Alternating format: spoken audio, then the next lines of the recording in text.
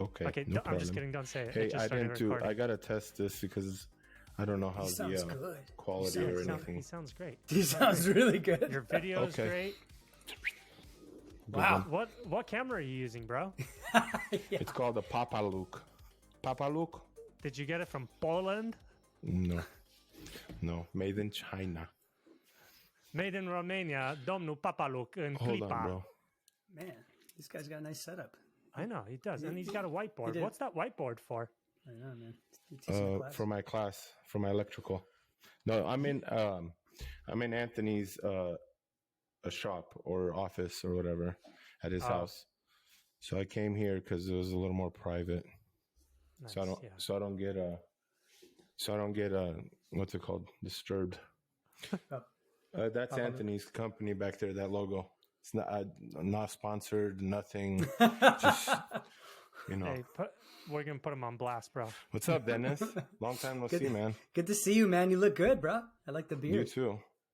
Thank you. Yeah, Rafi does look good. I've been trying to. Lost like 100 pounds. 97. Really? No. So did you really? Yeah. Shit, that's amazing. Yeah, bro. Good for you, bro. I'm right now currently like 3 pounds away from 100. When I got out here, dude, and I started tasting this food, the southern food, and everything you have is with sweet tea and then sugar on top of sugar on top of fried. Yeah, and fried. Next thing you know, here I am, and my scale stops working at 350. So I after 350, I stopped looking at my weight. I stopped caring about it until it got to a point where I was like, we got a freight scale at work. So I'm gonna just jump on that thing, see what it says. Bro, and I get on and it says 408 pounds, and I saw 400, and I'm like, yeah, that's it. Something's got to change. And then the pandemic all started around that time too. So, gyms shutting down. I wasn't gonna go to the gym, but it started with changing food and stuff like that. Next thing you know, 2 years later, and I jump on the scale on last Friday on my way in, and I'm at sitting at 311.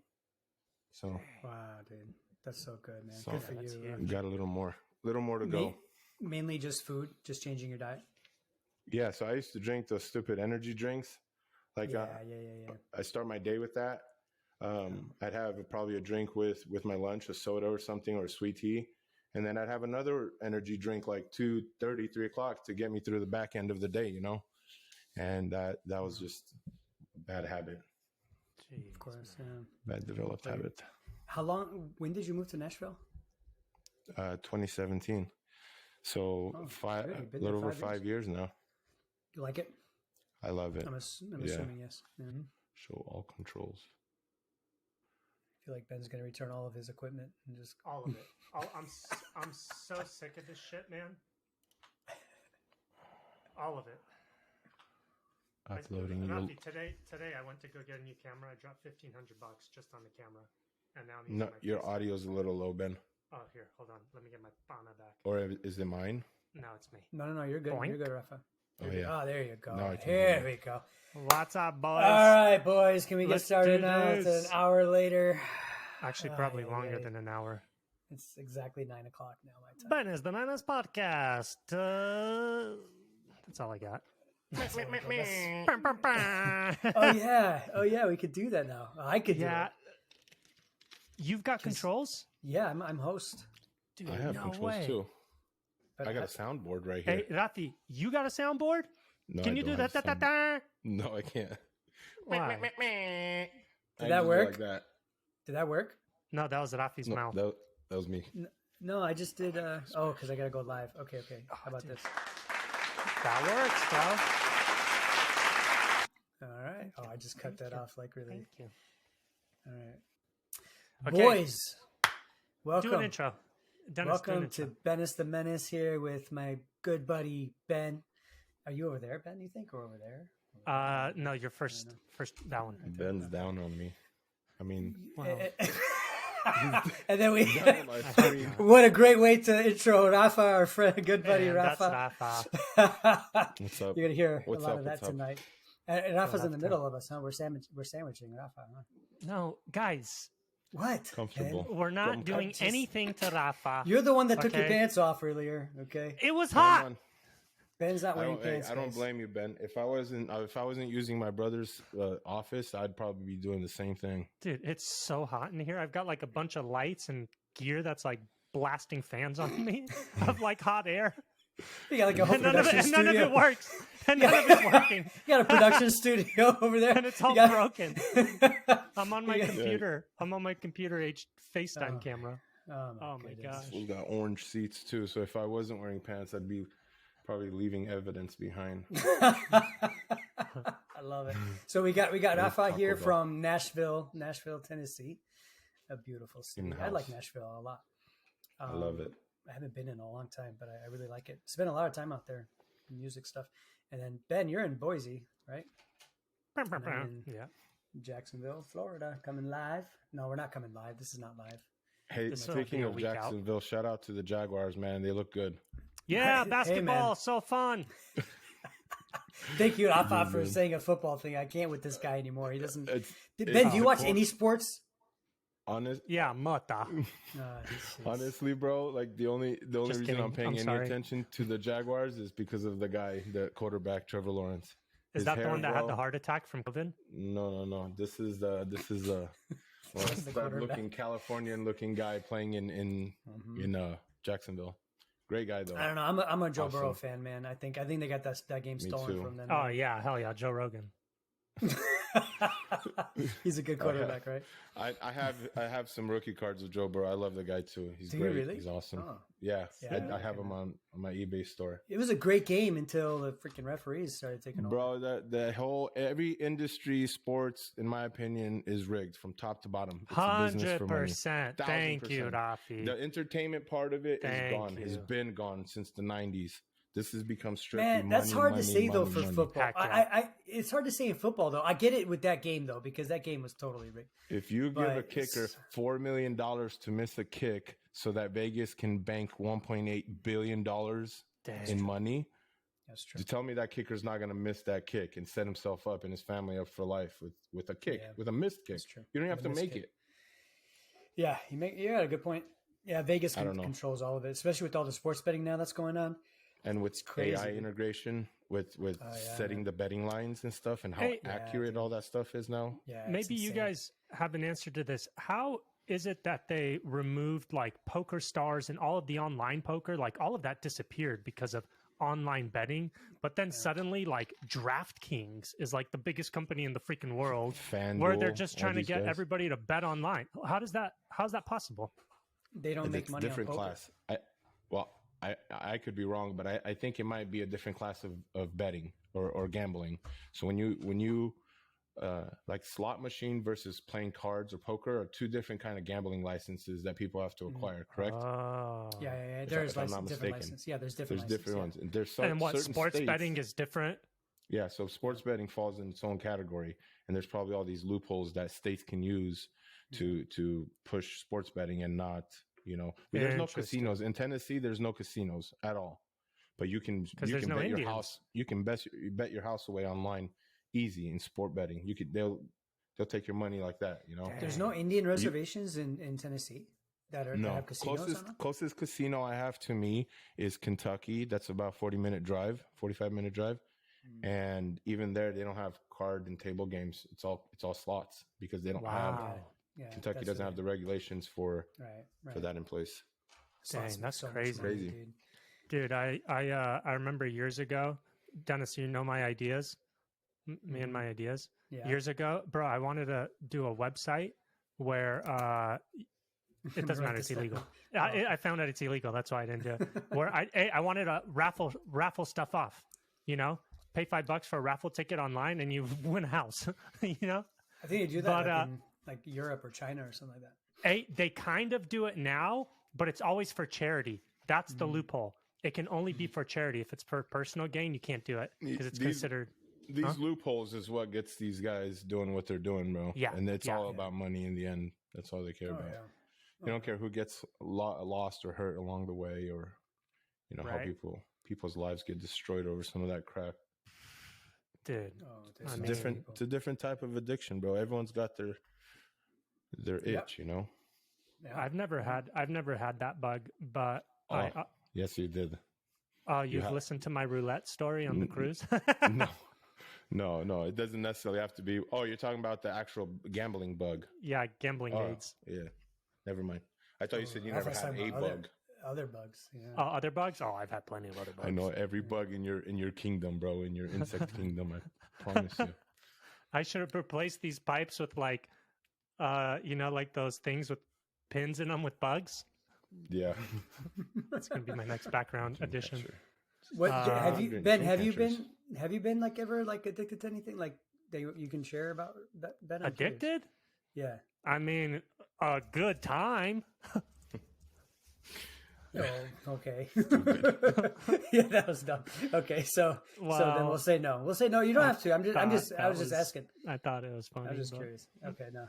I don't know. I don't know what addiction looks like. Because like for me, stuff that I would do or partake of, or like substances or drinking or anything, it was always to like have a good time. It was never like I wouldn't wake up and be like, "Damn, oh okay, cigarettes." I would smoke all the time. Yeah. And that was not something that I would do just for fun. You were addicted That was to like, cigarettes? oh, I really need a cigarette right now. Okay. You know what I mean? Gotcha. But I never had that with drinking. I never had that with drugs. Okay, Everything so else, that's like, what I was looking. That's what I was asking about. Do you, like so drinking was to party, drugs was to party. It was never something where I was like, oh, I really need this. But I did need those things to party. You know what I mean? Oh yeah. That makes sense. So they kind of go hand in hand. Yeah. But yeah, Okay, what so about cigarettes. you? When did you get like off of cigarettes? Like how long ago would you say you were not addicted anymore? I probably started smoking when I was like 14, 15. And I mean that's what we all did, bro. We would, Rafi, you know this. We would just 14, 15, yeah. we would just go to coffee shops and sit there and like smoke cigarettes all day, drinking coffee and playing table. We would drive to Beverly Hills.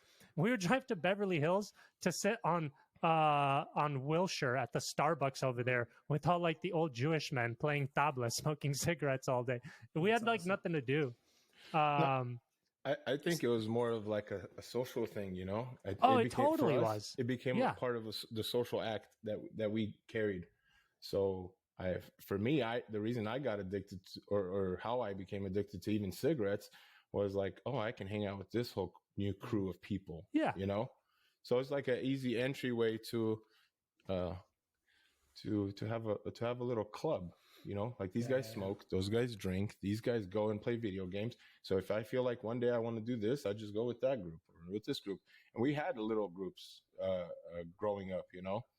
Like Rafi, speak right into your mic real quick. Sorry. Check 1 2. That's way better. Well, I can turn it up. I just turned it down. Oh, okay. Sorry, when you leaned back and you spoke right into it, it was like night and day.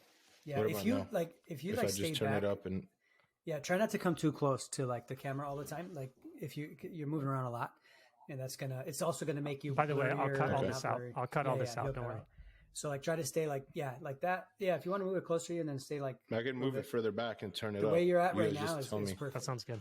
Yeah. Okay. Right now you're good. The way you can, if you could try to stay there, like because if you move like too close and come back. It's gonna mess up your camera too, you know. It's gonna make it try to focus too. I got you. Okay, good. What were we saying? Something about when you started smoking, just to hang out?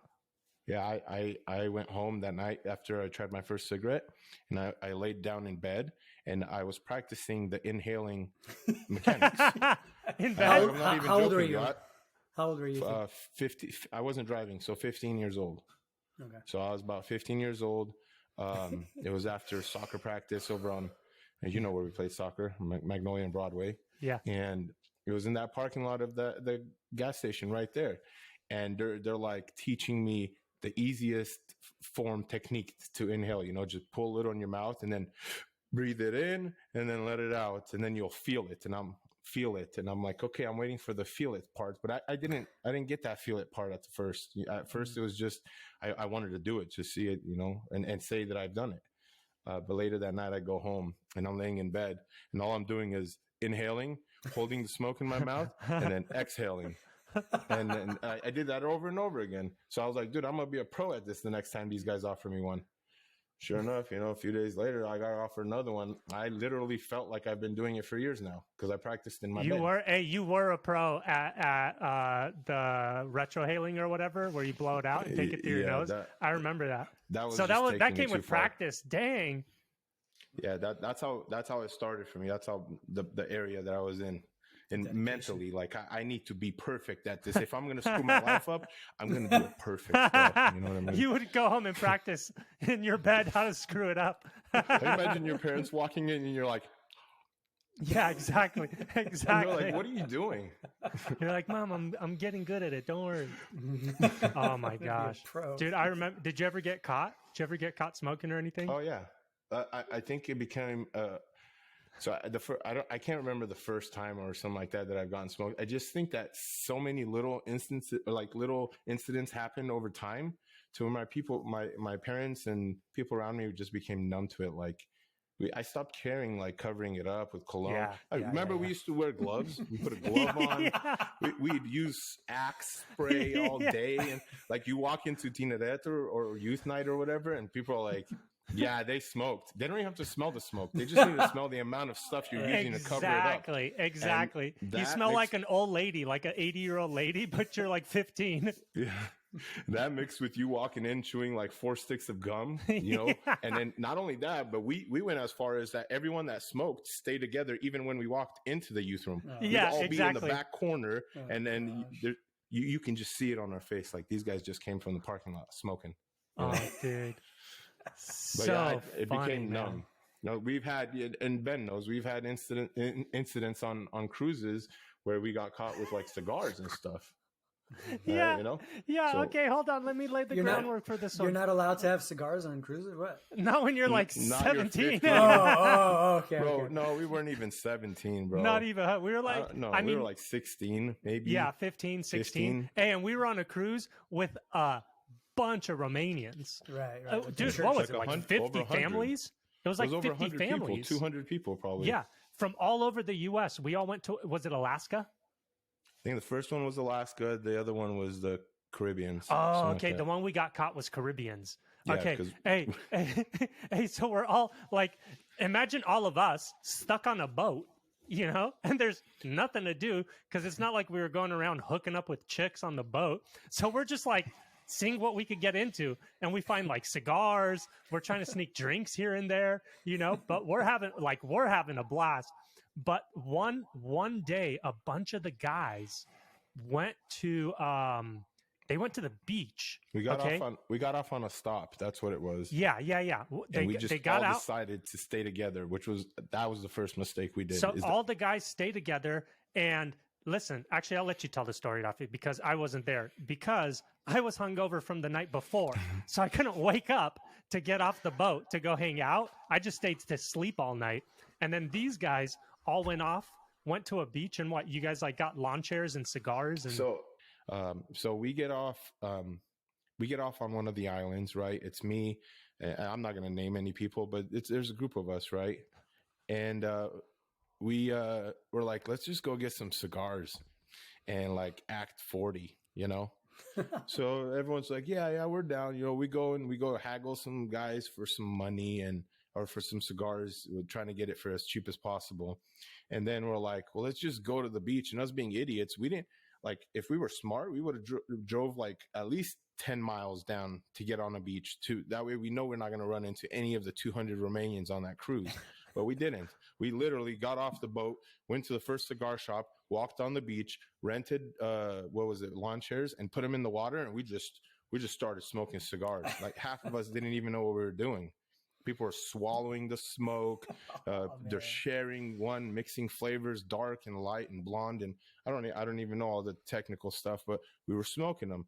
Well, fast forward to later that evening, I guess, if I'm not mistaken, one of the kids that was with us, not kids, but our age, 15, 16, got drilled about him, I think, right? No, he didn't get drilled. Hey, the guy just like spewed our laundry or aired our dirty laundry to like his mom. Cause I guess him and his mom are like really tight.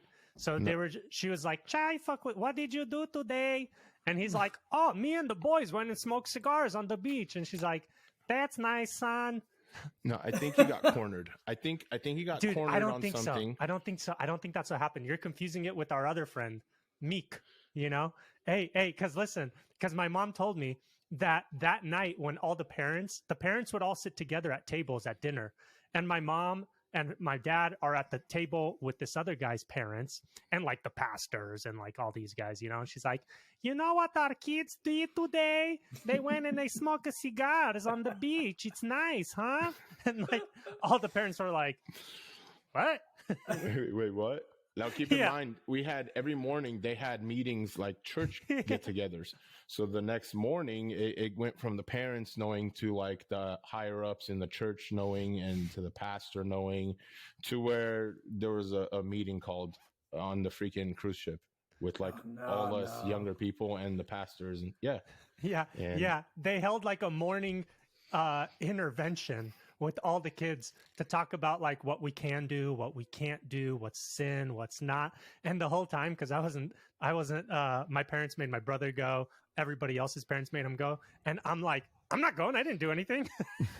You didn't go with them? Because I was hungover, so I didn't have to go. Yeah, Ben got away with that one for sure. Dude, but on that same cruise, I had a cigar that I freaking tried saving from another night. Okay, Rafi, do you remember we got off in Key West and we went to that freaking surf shop or like board short shop because somebody needed something, and it was owned by this like really flaming dude, and I bought a glittery thong, like it was a male pair of Speedos basically, but it was a thong, you know, and as a joke, like I bought it as a joke, and I had that in my pocket of my pants, and also a nub of a cigar in a Ziploc bag that I tried to save because I didn't have any freaking money. So I tried to save the cigar. And I don't know if you know this, but those things reek. Oh, yeah. They reek, you know? Yeah, dude. They stay in your clothes for days. Like even your laundry basket starts smelling. So my dumbass, I've got the freaking Ziploc bag with the cigar in it and a thong in the other pocket in my pants in the closet on the cruise ship with all of our clothes, like my parents' clothes, my brother's clothes, all of our clothes are in one little closet on the boat, you know? And in the morning, I'm sleeping. My parents open the cupboard and the whole cabin just smells like cigars because I got this stupid half burnt stank ass cigar in there. Hey. And my dad's looking through my stuff and like, I just wake up to him like shaking me, holding up the man thong. He's like, my boy is gay. He holds up the thong and he's like, Hostia yung cup. It's like, this is what you have on your brain. Ben, this is how dumb we were, bro. knowing that we have to go back to the cabin where our parents are sleeping in, and we're not it's not like it's a 2-bedroom. You're sleeping 3 feet away from all your family members. Yeah, no matter it's like bunk beds next to each other. No matter how you put yourself in there, you're gonna reek. If you drank alcohol that night, you're gonna smell like alcohol. If you smoked, you're gonna smell like smoke. You come in and whisper, everyone's gonna wake up. And I think that same trip that he's talking about, the Key West one, the Caribbean one, I did the same thing one night, dude. I overdid it trying to show off and drank a bottle of something, completely downed it in room 1015 at 10:15. Do you remember that? Oh, that was the code. Yeah. Man, that's a good memory. So we made some friends on the boat, and one night there was this younger group of kids like our age, 16 to 18, somewhere in there, and they had a room where there was no adult supervision. All the Romanians, all of us, most of us, we were with adults in our rooms, you know. The room number was 1015. So we, throughout the day, decided to... Oh, are these the New York guys? Yeah, I'm not sure where they were from. But the rule was we meet in room 1015 at 10:15, and that's where we get the party started. That was the rule. And it was spread around all day on the ship, and bring your own beer. However you wanted to show up, just show up with something. So right off the bat, dude, I go to down this thing. And it's duty-free stuff because we're on international waters. I can buy whatever age I can gamble. I could do basically whatever we wanted. And so fast forward through the night, I black out. I don't know anything that happens past 12, maybe. I didn't even last long, bro. Like an hour and a half, maybe. And hey, he's at the door at 10:15, like by 12 o'clock, he's asleep. Bro, so fast forward, I get back to my room that night, and my parents are in there and everything, and for whatever reason, I think Ben was with us. He had some corks his mom found on him from that night, and corks? I think corks from like bottles, the cork. Oh, you know what I'm talking about? Yeah. And I think, if I'm not mistaken, like this fool woke up with one of them in his mouth, like in the morning.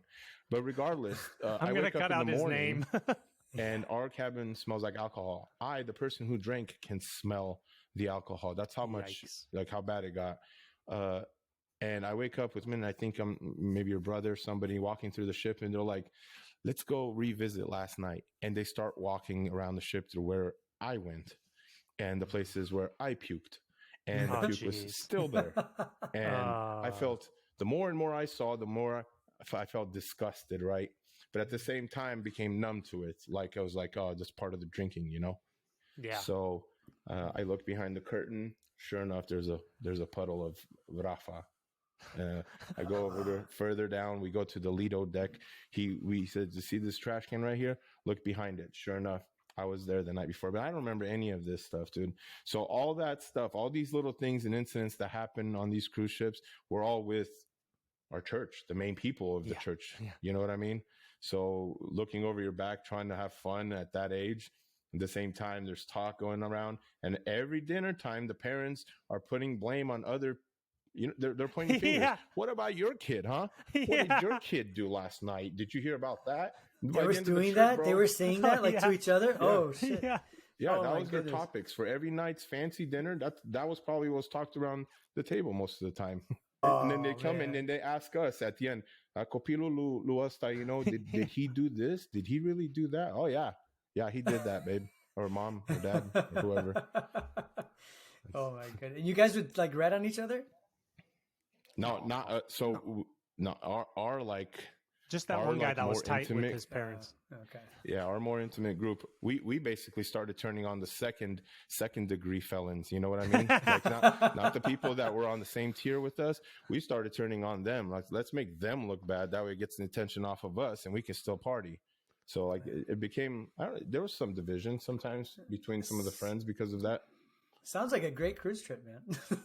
Dude, it's the ones that you remember. At freaking 15, or 16. Not. Oh my God. Those were some highlights, man. But that's what you did. That's what you freaking did. Like it's kind of sad, but at the same time, it like kind of makes you who you are. Dude, I would way rather experience those things early on in life and get it out of my system. By the time I was in my 20s, I was done. Like I didn't care about any of that. I was so over it. I had a bunch of like friends that were like partying into their 20s, and I'm like, dude, what are you guys doing? Like, haven't you grown out of this? It's been like 10 years already.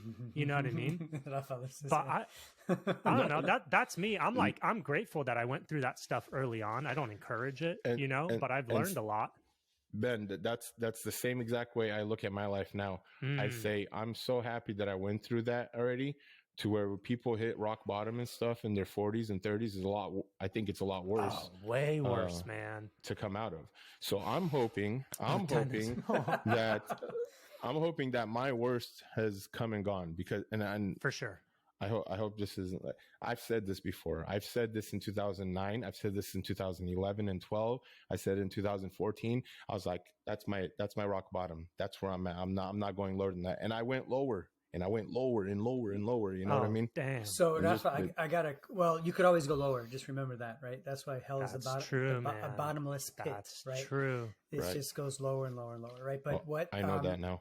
I'm questioning. My question for you though, this is a really good topic. Like, what now is different this time around? Where you're like, I can't go back. Like what do you see differently than you did in 2009 or, So there's two main things that I see now that is clearly stated like to me in my life that I don't want to go back to that. One I can explain to you. The other one I can kind of explain to you. Number one is the physical reason, right? My kids, my wife, I got that back in my life. So I lost my kids. I lost my wife. We were separated. We lived in two different addresses. Dang, when was that? Once I got that, I can go back. I can go back on that too, and just start from. Yeah, we from want where to. we were I when definitely we- want to, but I wanted to ask you because I'm going to forget by Okay, the end sorry. of this podcast. So that's why I wanted to ask him right now. But because in 2009, or you said that you went through this again, and you said never again. I'm not going to go back. But then you didn't have that. You weren't separated. You didn't lose everything, right? So you're saying the physical part is you now you got it all back. Right. That was the first one. The second one was spiritual. It was God. It was the craziest. And like, this is why I can't explain it to you, because I don't know why that part of my brain switched off. You understand? Like, I can't tell you what, besides knowing what I have to lose now, I can't tell you what's keeping me. Maybe I built a hatred towards that life. Maybe I built a hatred over time towards the substance, the things that I abuse. But those two main reasons are what's keeping me from going back or finding a new low. I don't want to see the extension of me, my kids, my wife and stuff suffer anymore. I don't want to upset God, because the last Jesus, because the last straw that I had, the last egg in my basket that I chose to use this last time around was Jesus. Up until then, it was like, oh, I got this. I'll handle it. I'll get through it, you know?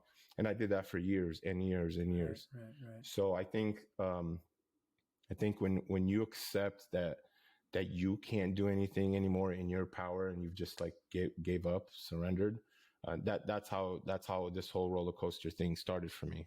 Was I was in my truck. I was homeless at the time. I didn't even have a place to stay. And it just, like, the Holy Spirit, dude, just straight up slapped me in the face, said, "Hey, you're an idiot. You know how many tries we've given you, and how many times you failed, and this and that." And I just kept ignoring it and pushing on my own until that day, lined up with a couple other offers that were happening in my life at that time, all had to be put together by God. And when I was in my meditation time, so I escaped everybody for months, from May 1st to July, end of July, for about 3 months almost. I got away from Arizona. I went in Central Coast, California, and stayed and lived basically on the beach for 3 months. Just me and God. Well, me getting through my situation first, and then me starting my new journey, right? That's when all that started. Awesome. Man, I love that. I can't wait to hear this story. So let's go from the beginning. Do you mind? Like, let's talk about, I mean, we all kind of know each other. You and Ben kind of grew up together. I met you like later on in my life. I think we were already like in our probably early 20s, I think, right? Because I'm 42. Well, how old are you right now? 37. I'll be 38 this year. Okay, so I'll be 43. Jeez, bro. I know. So what happens on that side of 40s? It's not Is it painful to get out of bed? You end up red in Florida. What do you do here? Time out? Bro, it's burning in here. Dude, take your pants off. I'm telling you. Oh, no. I'm going to talk to two dudes with their pants off. All right. So we're back. So we're back. Let's. I want to go to the beginning, Rafa. First of all, thanks for sharing. And I know this stuff is not easy sometimes, but it's super important. I think it's good for you too, and it's good for us. I'm curious about your life. I haven't talked to you in a while. I'd love to hear more about your life. But wherever you want to start, wherever you feel comfortable. I mean, tell us a little bit about your background. You know, you're married, you got kids.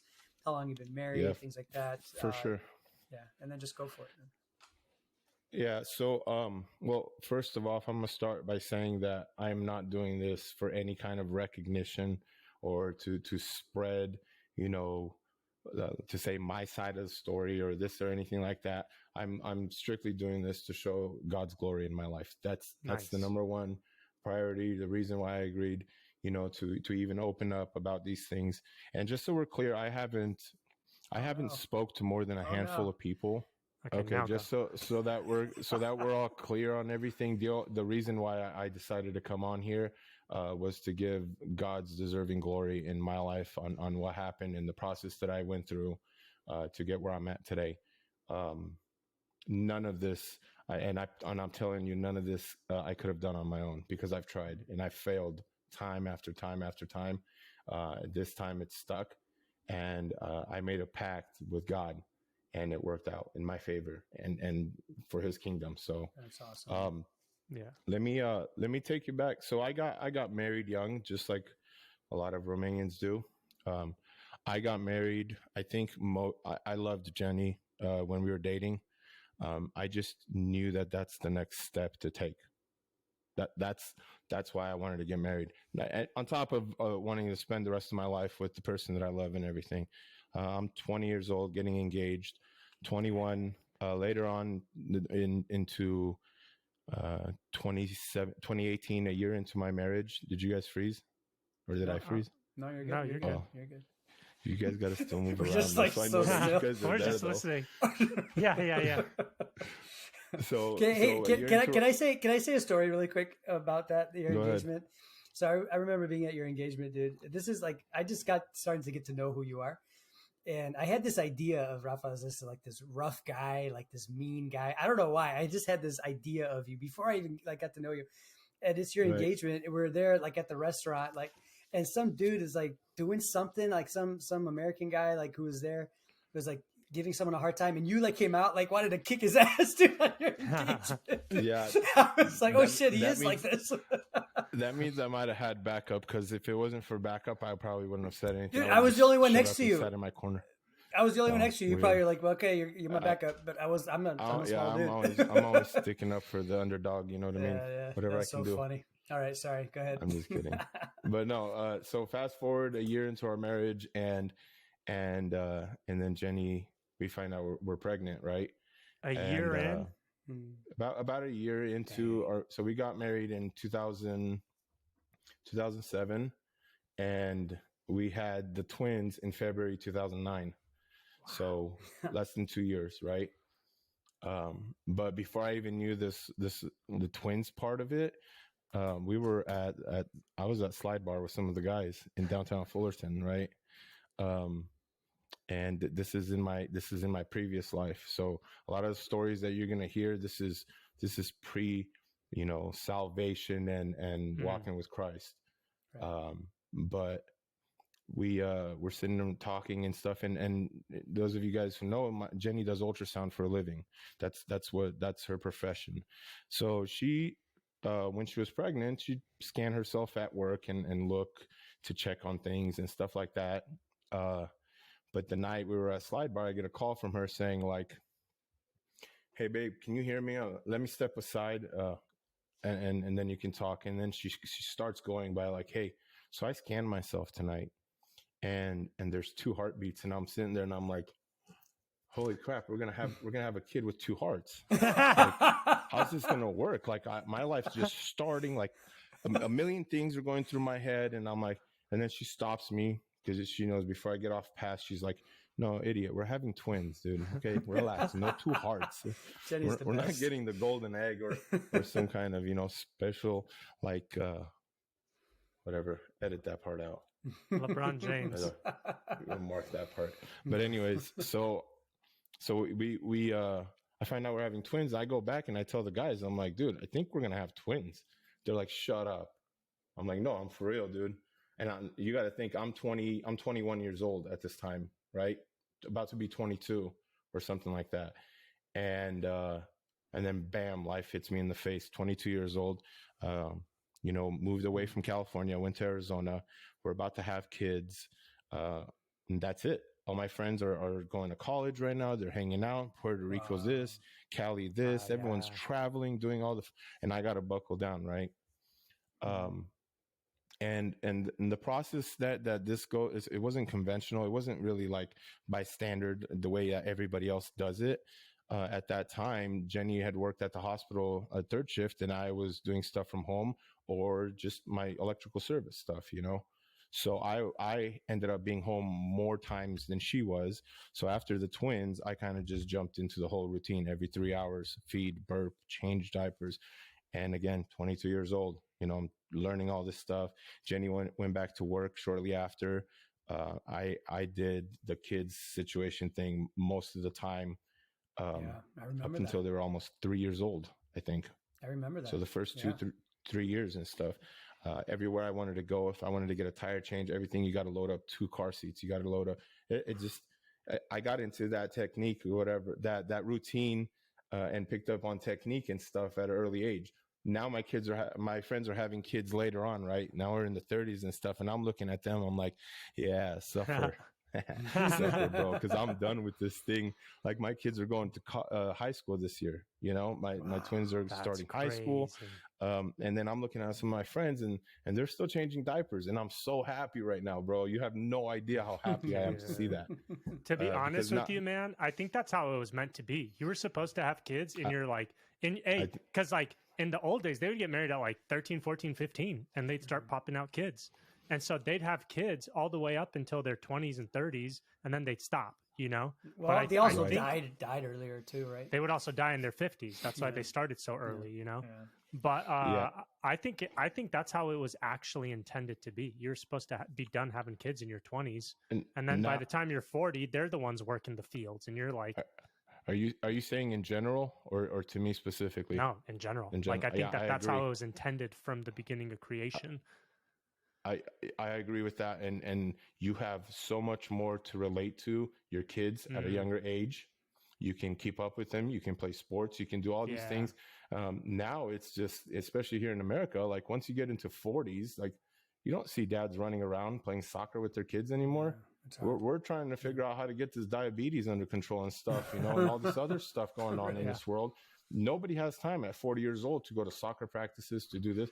Now, keep in mind, for some people, they can financially stable themselves early on in life and then be able to give their kids better opportunities, right? Now, that doesn't mean that means just you're paying for these opportunities. You're not. I feel like I got lucky with this by being there one-on-one with them constantly growing up, being around so often and things. But at the same time, I think that might have led to some of the things that I decided to do following those years. Sure. I don't think a dad staying home taking care of kids is meant for a dad to do at all.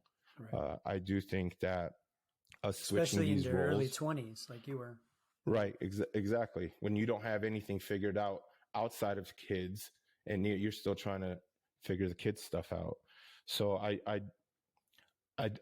see the bittersweet of having the kids at a young age, and I see the benefits in the long run, and I'm thankful the way that it happened, because if I had kids starting right now in life or whatever, it would have been a whole different ball game. If I even made it to this far in my marriage, that's what. So I think the kids they add a different aspect to a lot of what happens in marriage too. At least for us, it does. So let's go back to that. So you were early 20s, you have 2 kids now. It's just crazy. Yeah. So we fast forward, and just to go back, because this is important. In 2005, when I was dating my wife, I was in an accident in Big Bear, California, with a couple people. One was my dad in the car. There was another person in the car, and we got rear-ended by this drunk driver, right? And and I went and I got care, and they stretched my back out, and I went to see a chiropractor and all this stuff, and it was all good. I was on pain medication for a little, but nothing like that I couldn't handle or something that I said I needed to have every day. But later on, fast forward to like 2010, 11-ish, I re-aggravated that area on my back, and I went to go see a specialist. They gave me options. The specialist gave me options like, hey, you can have surgery on your back. We can do plasma and nerve burns and this and that, or you can go on pain medication. Pain medication is the least invasive. That's bullcrap. The pain medication is the most invasive thing that can happen to you through the medical profession legally. You know what I mean? And I'm not saying that everybody's this way, but I was this way. And I need to share this because if you're going through something like this, bro, I'm telling you, there's a lot of people out there that go through it. They're just afraid to talk about it. A lot of people are afraid because they're going to get judged. They're going to say, oh, dude, that guy does this, that guy does that. Now he has this going on. That's what people are trying to avoid, the judgment part of it. It got bad. It started off nice and easy. I was taking my medication as I was supposed to until I wasn't, until I started self-medicating based on how I felt. Pain medication, you're supposed to take when you're in pain. I took it every day before I even knew I had pain. I just took it because I knew I needed to take it. And that developed over the years into I can't live my life now day-to-day basis without starting my day by taking those pills. My whole day can get messed up because I'm not in my pill state of mind. You know what I mean? So that the fear of having to lose that was what kept me going, along with them upping my dosage every 6 months to where I got to the max amount. Then I started, when I started using it more, I started, trying to trick the system and get a different doctor here, get more pills here, do this, do that. And it all started with opiates, pills, Vicodin, Oxycontin, Percocets, you name it, I had it. And Dennis, and you can vouch for most of that time because that's when I knew you, was during that, some of those years. Yeah, I remember. I was in the Romanian community, but I didn't plug myself into the Romanian community, if that makes sense. Like I went to the church because other Romanians went to the church. My wife would go to the church. The kids had their ministry, the kids ministry stuff. But I was never part of the church.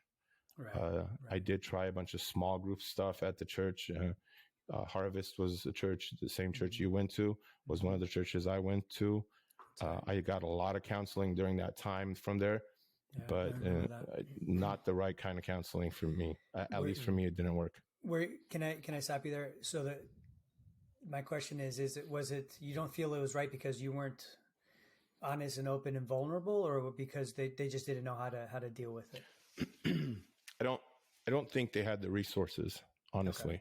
Okay. They had people specialized in marriage problems and marital issues. And they think, by like telling me, just read these 5 verses, you should be good by next week. No, it's not going to work like that, man. I've done it. I've done it for years, guys. Yeah. Like I went group after group after me. It wasn't structured around an addict. It wasn't. It was structured around marital issues. Maybe there might have been a few aspects like the manipulation part and the lying and all that. That works hand in hand with both drugs and or addiction and marriage problems, so you're going to get that everywhere. But they got to the point where they gave me ultimatums saying, like, if you don't do this, and I'm not going to point certain people out or whatever. There's great people in that church. There was awesome leadership and for the most part. And then, they say, if you don't do this, we're going to have to tell your wife to do that. Yeah. And I'm like, oh, so now what? I'm being threatened. If I don't clean up my act, you're going to tell my wife to move and put, legal action against me and this and that. I'm like, y'all are coming at me at this from a wrong angle. Yeah, terrible. They came there with a urinal cup at the meeting. I decided to meet up with them. They brought that plus a hair sampling at thing. Your church? They were going to run drug tests to see exactly what I was on and how much I was doing. I said, I'm not doing it. You guys are crazy. I'm done. And that was the last of that. So, Rafa, can I ask you, at that time, were you doing it just because you had to do it, your body was needing it, or you wanted to? I was doing it for the fear of withdrawals. Gotcha. I didn't want to go through. And when I tell you there's nothing worse on the face of this planet than withdrawals, at least for me, and for a lot of drug addicts, actually, and alcoholics, same thing. The withdrawals coming off of opiates, and I'm not going to go into a lot of the other things that I've used, but at one point I switched from prescription drugs to street drugs just so I can feed my addiction, and it got bad. I mean, there's a list of them, and it got so bad to where. Sorry, go ahead. Repeat the question because I forgot what the question was. Yeah, no, I was curious if you wanted to do it. I mean, you answered the question. You said you wanted to, or you just didn't want to come down from it. That's what you were scared of the withdrawals. So And then you said you got into the street drugs and all that. Can I ask you how Yeah, long this was going on for? Like, you think, like, from when you started to okay, like, so from 2011 to 2012, um, there was a bad period, and that was involving, again, went to street drugs, and then also remember the bath salt scene. I do remember that. Yeah. Remember that? So that was kind of my downfall. That first downfall in 2012. That's where Jenny moved out with the kids, and I think we ended up coming to Cali for a year. We lived out there all 2013 until we were pregnant with Evie. Everything was groovy right then, and then that little window while I was in California, I don't want to say it was Arizona or it wasn't Arizona, but I got out of that element. I got away from those people, those bridges that were just keeping me down. You know what I mean? And so fast forward, we go back to Arizona. I go back to school to finish my schooling, and again, I tweaked my back. I took my back at a restaurant with people that you know too. We were all out eating. I reached over the table. I grabbed the car seat, and I heard a tear and a snap in my back.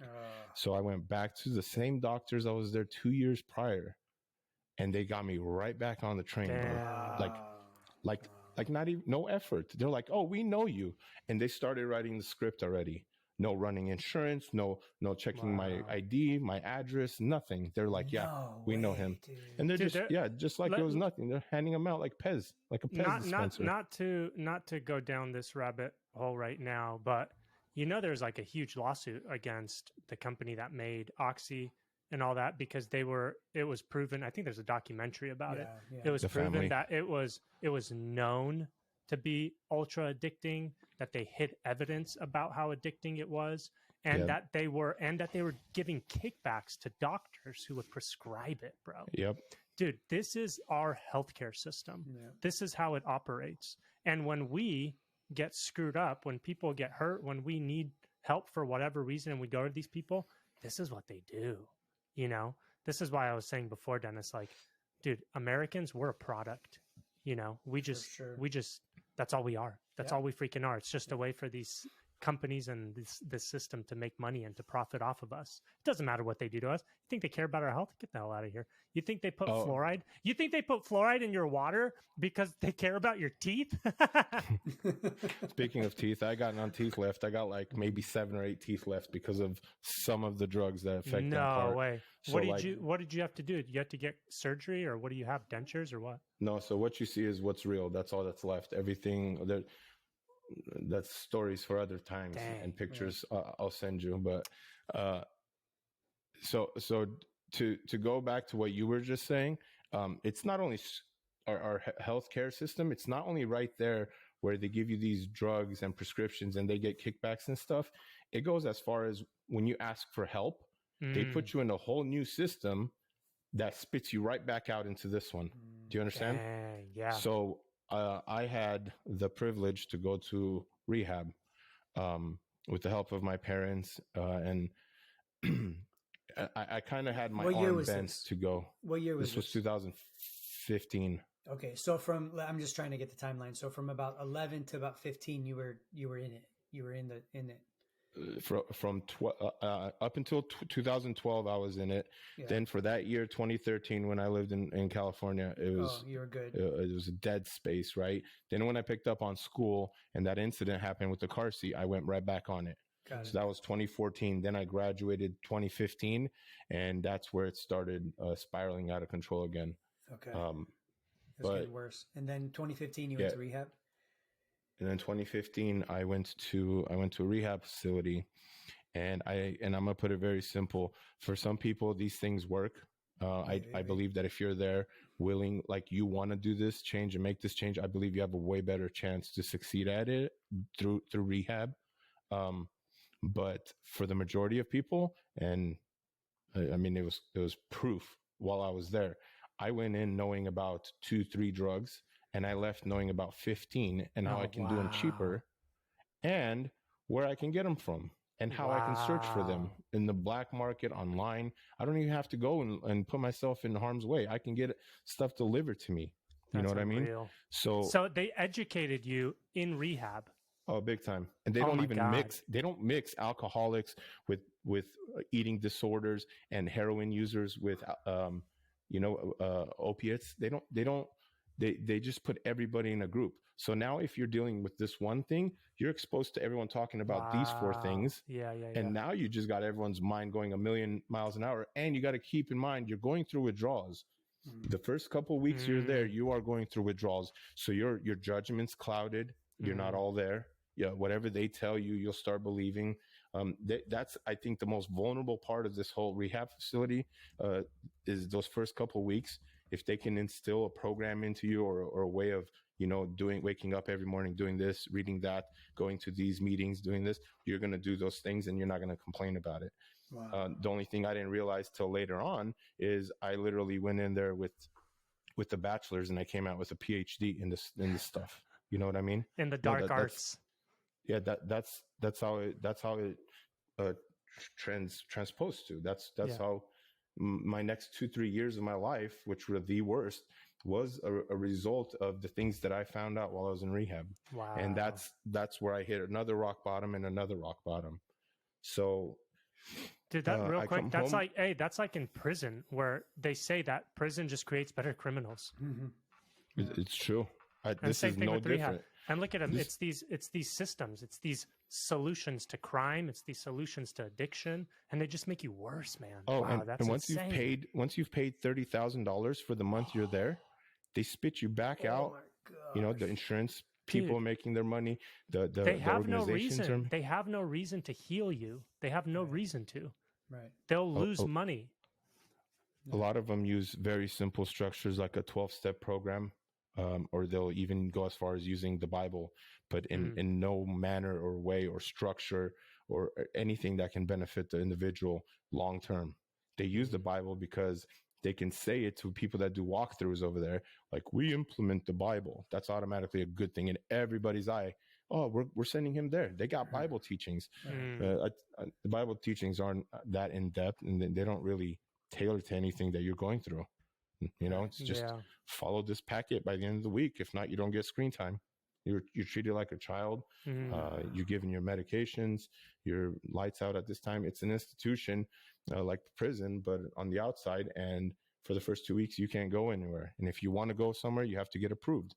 While I was in rehab, my brother flew actually from Tennessee out there just to hang out my first weekend that I had available, like a guest pass. He came out and we went to lunch. We hung out. And that was probably at that time was one of the most reassuring things that somebody came out there and, showed some support. None of my other friends that I grew up never knew about anything that was happening at that time. Ben and all these other guys that I grew up with. I didn't know anything. You were probably dealing with your own thing, Dennis. Yeah. Going into 2016 and then 2017. Yeah, so it's not like I reached out and said, I was like, nobody else is probably struggling with this, and I'm just going to look like a fool by not talking to by going out there and talking to people about it. So I kept to myself and I moved forward. I got out of rehab, stayed clean, 3 weeks before I got back on that stuff. Wow. And then again, all that time and effort didn't even last a month on the outside. So let me fast forward though really quick. I go in and I'm a functional addict again at this point, right? I can do things. I can go to work. I can make money. But my day and my funds and everything's being eaten up by this addiction that I'm struggling with. And you're on street drugs, I guess. In 20. Doing what's that? Street drugs, right? At this point. Yeah. I never went back. The only reason I had gone back to any kind of like pill form stuff was because of the people I was hanging out with. They had access to it. Got it.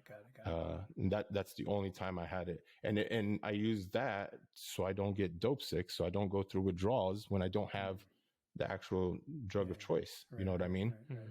Right. So fast forward towards through 2016, my wife and I were not together. I had moved out. I had lived in Surprise. She lived in Carefree, like 30-40 minute drive, something like that. In case nobody knows, those are towns in Arizona. Yeah. Those are the names. Oh, yeah. Surprise. Carefree. Surprise. Yeah, about 40 minutes away. No, you're good. Say what you want about the names in Arizona. That's probably one of the cleanest roadway systems I've ever seen in my life. I agree with that. Easy 100%. to navigate. Yes. Clean.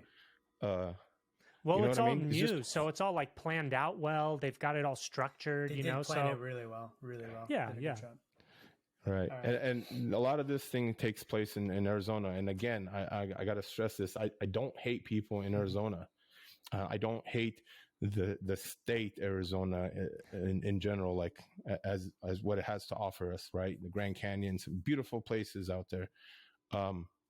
That's it. That's all they have is the Grand Canyon. That's it. What? Grand Canyon and dirt. Sedona. But I despise the idea, the word that I associated with through my issues that I had in life. That Sure. I haven't gone back. I have not gone back to Arizona since that night that I left and said I'll never come here again. I haven't There's gone back. That was in dude, I've heard 2017. I've heard that a lot, man. I've heard that from a lot of people that Arizona just has this like spirit about it, you know. I don't know what it is, and like drugs are a big problem in Arizona. Yeah, well, So I don't know, Payson's like the meth capital of the world. They say Payson is that's in Wow. Arizona. They have the meth project out there that I don't know how much it really does besides bring attention to the name meth project, but I literally don't know how it helps people. It might have on a smaller level, like a community area where people can go for help, or if they need, like, I guess now they're handing out free utensils or paraphernalia. Yeah, that's stuff good. like that. That'll help. Yeah, so You know I who don't that'll see help? how That'll help more people that are involved in that system of rehabilitation, selling medications. That's who it helps. It helps the people that own the systems. Dude, it's amazing when you take a step back and like see the process and people's stories like this and how they all kind of have like similar routes that they take and experiences. It's amazing to see that like a lot of this is directed by the people you're reaching out to for help. You know what I mean? Yeah. It's wild, man. Okay, Hey. sorry. Go ahead. Oh, no, I was going to say something else. It's all good. So I get to a point where I no longer live in this place where I was living away from my family. I get to see the kids maybe on the weekends with Jenny. And it hurt, bro. Every time I left, it hurt so bad, even though I'm numb to the drugs and there's not a lot of things that can get through to you in that period when you're on these things. But walking away from your kids hurts, dude, like all the time, you know? And then on the same thing, you're getting text messages from family members, from cousins, from this, like, what are you doing with your life? Then the church, you got the church back here bashing on you on this end. Then you got your wife or other people on this side. It's so much noise. You create so much distortion in your life and it messes with your head. You know what I mean? You just shut down or you go use more so you can numb it out, you know? Right. I got to a place where during the last few weeks while I was in Arizona, I was living out of my car. Straight up. I lived out of my car. I didn't reach out to people for money. I didn't reach out to people for anything. The one person that reached out to me on a constant basis was my dad. The one person that I didn't really have a relationship with growing up. And if it wasn't the good kind of a relationship. But that was the one person that showed love day in, day out. Call, text, not reaching out to tell me, why are you throwing your life away? What are you doing with it? What are you not doing that? Calling to say, I love you and I hope you're okay, son. That's if awesome. you need food, if you need that's it. Those were the phone calls from him. Man. And I just passed through them, like not thinking because I was on other stuff, you know, that was not important to me at that time. But for whatever reason, why he did that, was what I used to fuel my next chapter in my life. So I got an offer from my brother-in-law out in Central Coast, Arroyo Grande, California, and saying, hey, we got a room here if you ever want to just get away and like clear your head and stuff like that. That with the Holy Spirit and my dad all in one night, just coming together while I'm sitting there deadbeat on empty in my truck, not knowing if I'm gonna have enough gas to stay warm. And I'm like, I'm an idiot. God is straight up giving me another shot right here on a silver platter. It's in my face. And I'd be stupid not to take this. You know what I mean? So I was like, what's the worst that can happen? I call my brother-in-law. He says, let's do this. The next morning, I figure out a ride situation. I go home. I mean, I go to where my wife and kids are at that time. And Jenny had a lot of questions for me and stuff. And I left her with one thing. All she wanted to know is what I was doing. A lot of times she just, so I cut off some of my hair and I gave it to her and I said, you can send this off to testing and find out for yourself exactly what's been going on. Cause it could go back 3 months, 4 months, and it'll tell you everything. Wow. I'm going to go hit reset on life, babe. Sorry. This is like my one shot to stay alive, be here for my kids, for you, whatever I have to do. I'm going to try to do it this time and I'm going to do it right. And I left. Then the next day I went on a car ride with some truck hauling guy. I don't even know who it was. I literally took the first ride out of town that I could. Wow. Went to LA, took a bus. My parents dropped me off at the bus station. I took a bus up to Santa Maria, I think, somewhere like 3 hours north of LA. And then my brother-in-law picked me up. And that night on the way to his house from the airport, I'm like, this is the drugs I have with me. I have Suboxone and whatever else I was using to come off of this stuff. So basically I was using drugs to help you come off of other drugs. And I said, I need you to taper me off. I'm going to give you everything I have. The first day, give me this. The second day, give me this. Slowly but surely, I didn't want to go through the withdrawal symptoms. So I wanted to make it as minimal as possible, damage, and then I'll focus on everything else. And he agreed. I gave him everything. I was 100% honest with him because he was offering a place, right? You're letting a drug user and an addict come and stay in your house with you and your wife. And so he really reached out there, to put this, to take this chance on me, to let me stay there.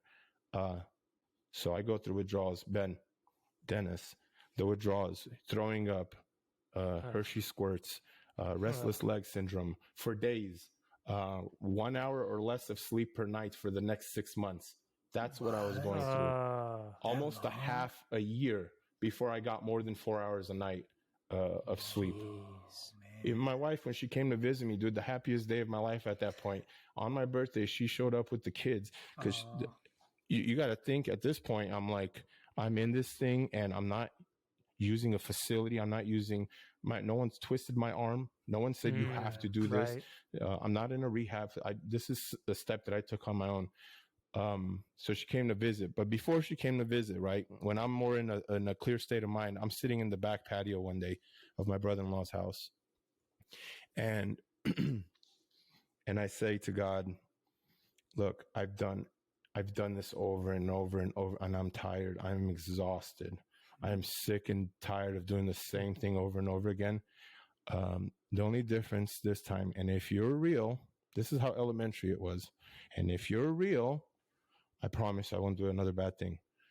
But I'm putting all my eggs in this one basket called God, right? And this is my last shot at it. And if this doesn't work, and this was my mentality at the time, if this doesn't work, nothing works anymore, right? But I said it in my mind out loud. However, I was sitting back there and I said, I've tried every other option. This time I'm going to do it with God. So here you go, God. You take it from here. And it worked. And I'm sitting here. This May is going to be 6 years since I've used any drugs. Wow. And I'm sitting here, proof that since that day, God's been faithful to me, and I've tried to stay as faithful as possible to him.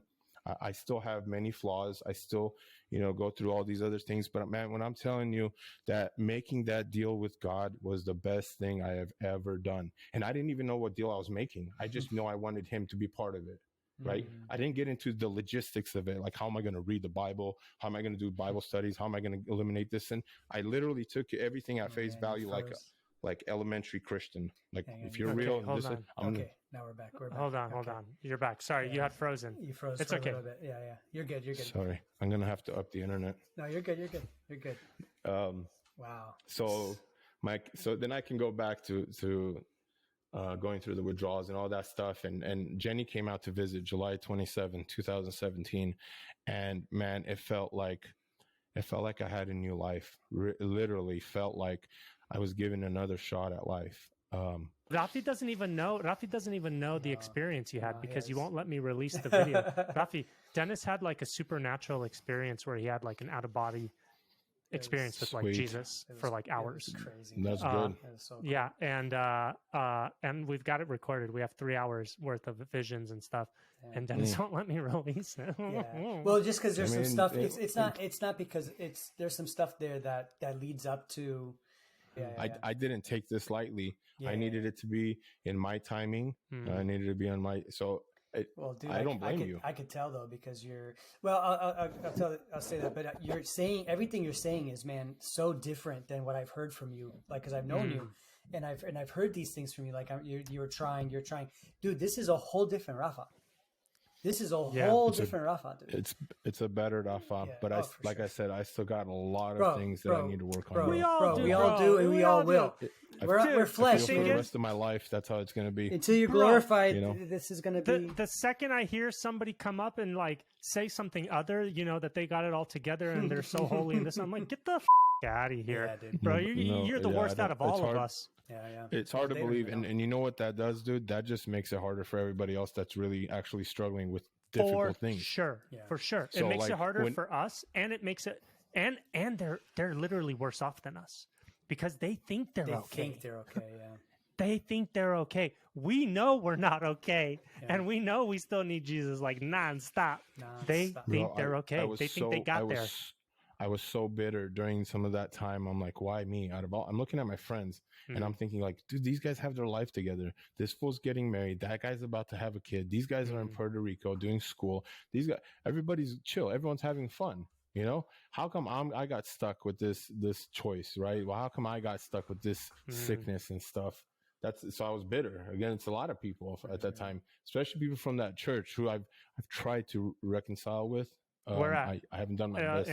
In Anaheim, the church in Anaheim. No, Arizona. back in Arizona. AZ. I felt bad for some of those guys and some of the things that I said leaving there. And there is a couple people that I have reached out to and I have apologized for and some of the stuff. And there was one person specific that I wanted to do it with, but I guess he ended up worse than me now. Oh man. That's the way Well, it hey, goes. good. Hey, we're back on, by the way. But good news is Okay. for the record. I mean, dude, case in point, where you were at and where you're at today, different human being. Where Dennis was at and where Well- Dennis is at today, different freaking human being. Yeah, totally. You know, That's the where way- I was I at. think that's the way it's supposed to be. Yeah, dude. Where If I you- was at if you're not 15 gonna years be ago better- to today, different person. So it's like, so even for your buddy, that's worse off. God just hasn't gotten him where he needs him to be for him to do his best work. You know? Yeah, no, That's it. I assumed at that point that was his best work, especially since he was our group leader. You know what I mean? Oh, dang. So like it kind of when that happens to you and you're already living in sin, your doubts with God just keep getting bigger and bigger. We'll be like, well, this guy has been teaching for the last 2 years. He's the leader of our group. He's the one supposed to have everything in order, and we're supposed to kind of look up to his. You know, it was all wrong. Everything was wrong. Everything crumbled. Everything. It skewed my view on that church, on Christianity, on God, on everything. For sure. And I'm like, if this guy went through all that after, then what's real anymore? You know, what church do I go to? Who do I listen to? And I learned real quick that May of 2017 that if you don't listen to God in anything you do, bro, you're just going to end up back at square one every single time. For sure. You know? Yeah. Now, Yeah, the problems I have today, there's no I have person- today are different than the ones from 6-7 years ago. The problems in 6-7 years from now are going to be completely different than the problems that I'm going through today.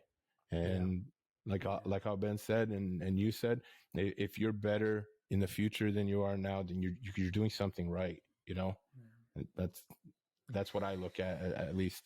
So let me go back really quick to like the coolest part, right? So I'm at this time I'm still not with Jenny.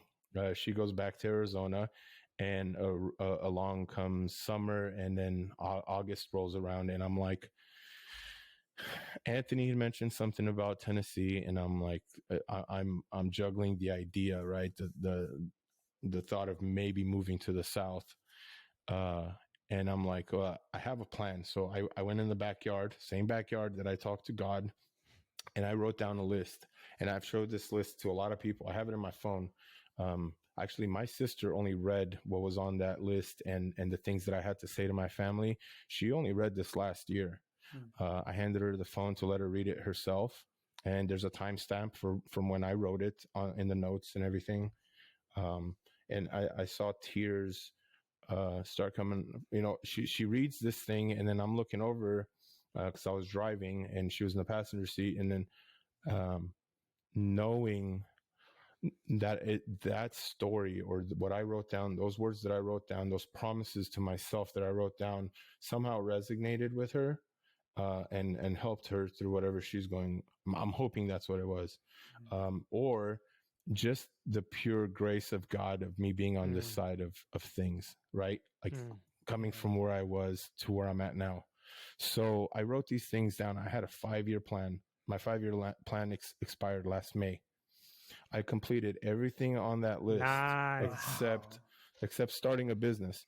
I got my family back. Well, first of all, let me start where I would bring it up too right now, but God was number one on that list. Having a relationship with Christ and making that my priority through marriage, life, whatever was to come. That was number one. Number two was to get my wife back and my kids back, get a job, buy a house, get a car. The basic things that people are expecting, expecting of you when you have a family, when you're supposed to live a life, right? Last May, I brought up that list for the first time since I wrote it, and everything on that list was completed.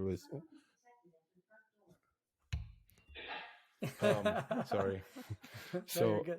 So everything on the list except starting a business or whatever, that was the one thing, but to tell you, bro, like the joy on my face. So I moved out to Tennessee.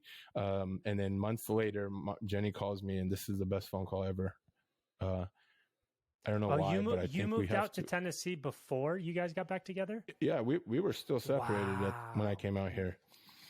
She calls me and says, I don't know why people are saying this, people are saying that, but for whatever reason, I think we have to give this one more try, one last try, And I was like, bro, like you don't understand the joy of my life.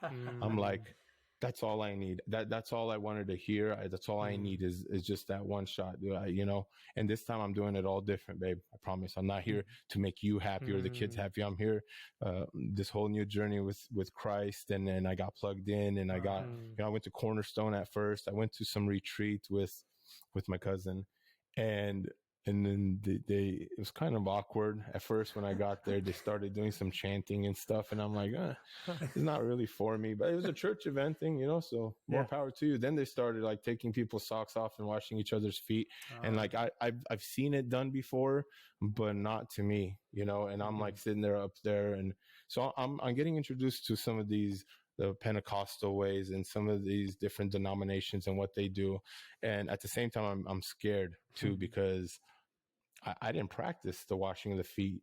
Or did you guys practice it growing up? Heck no. I did it when I first at the Romanian church. Yeah, we did it back in Chicago, but I think what? Yeah. You guys didn't do it after China. So after we would have we didn't wash each other's after feet. Communion, we'd go in the back, and the women would go in separate, and the men would go in separate, and it would stink in there. It would be so nasty.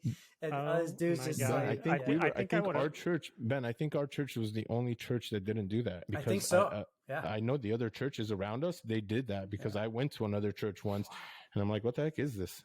Why are you guys doing this? Once a month. I think I would have left the faith. Yeah. It smells so bad. Ugh. That's bro. Hey, so yeah, you got me all sideways now, bro. Hold on. So you're washing feet, and you're like, "Oh man, this is amazing." Yeah. So fast forward. Washing feet. Hey, at adult summer camp. I'm gonna go zoom through that whole thing because that wasn't probably the best way to reintroduce myself, into this. No, I loved it. Hey, now anywhere Rafi goes, like one of the things on his checklist now is to like wash everyone's feet. Like he just shows up with like a bucket of soap everywhere he goes. Next time I see Rafi, I'm gonna do that. I'm just bringing it. Exactly. So take your shoes off, Rafi. Maybe fast forward to right before Halloween. and Jenny and the kids show up a few weeks before the furniture shows up from Arizona. I start setting it up. I paint walls. I'm super excited and stuff. Wow. For the first time in my life, I am offering, it's supposed to be, this is stuff that I was supposed to be doing from the beginning, but I have a place to offer my kids with the help of my parents and some other people out here. I have a place that I can offer my kids to come home to, my wife, try to keep her as happy. I want to restart rebuilding my relationship with my wife and stuff. And I'm super excited. They all get there and life starts, bro, and then, like I was telling Dennis before, I was working out of town at that time, and I would come home maybe every like 5 to 7 weeks. I'd come home for a little bit and then go back on the road again to do work. Man, can I just stop? But that's can I just stop you there? The tests that you must have gone through during that time, because you're getting your life back, like all this stuff, and all of a sudden now you got to be away from them again and alone in a strange place. Dude, that's like the perfect ground for the devil to mess you up again. Yeah. Bro, the devil was in my pocket for a year, for at least a year. Everywhere I went, the field that I'm in, people were using the stuff that I was trying to get away from. You know what I mean? Not necessarily the people I worked with, but the people around. Like when we go back to the hotel in that little town we're working, all the other construction workers and trades and everyone, they're all staying at that same hotel. So you're now mixed back in with, you have no wife, you have no kids, no responsibilities. You're away from all of it. And literally these things are falling from the sky now in my lap for free. Wow. And I have to fight it off. You know what I mean? And there's so many times and nights and bad, like days that led to bad weeks that I just wanted to be like, hey, you know what? It was a fun run. I think I'm going to end it here. Wow. But for whatever reason, bro, I'm telling you, that same Holy Spirit or Christ or whoever it was reeled me back in. Showed me a glimpse of like, hey, this is where you came from. Is that where you want to go back to? Like that happened, I saw it in other people's lives, relatives, cousins, people that are now suffering with stuff that I went through. And I try to reach out in the ways that I can. And let me tell you guys something right now. You are not going to change somebody, an addict. I guarantee you, you're not going to do it. Sure. You're not going to tell them, I'm going to freeze your bank accounts. Tell me that. Tell me I'm going to take your money. I'm going to take your wife. I'm going to take your kids, because that all happened. And I still did it. Do you understand? Like these things were taken from me, and everything, your judgment, everything's clouded, and all you care about is making sure you have that fix. The first thing you do when you wake up in the morning, just so you can feel normal, like a normal human being.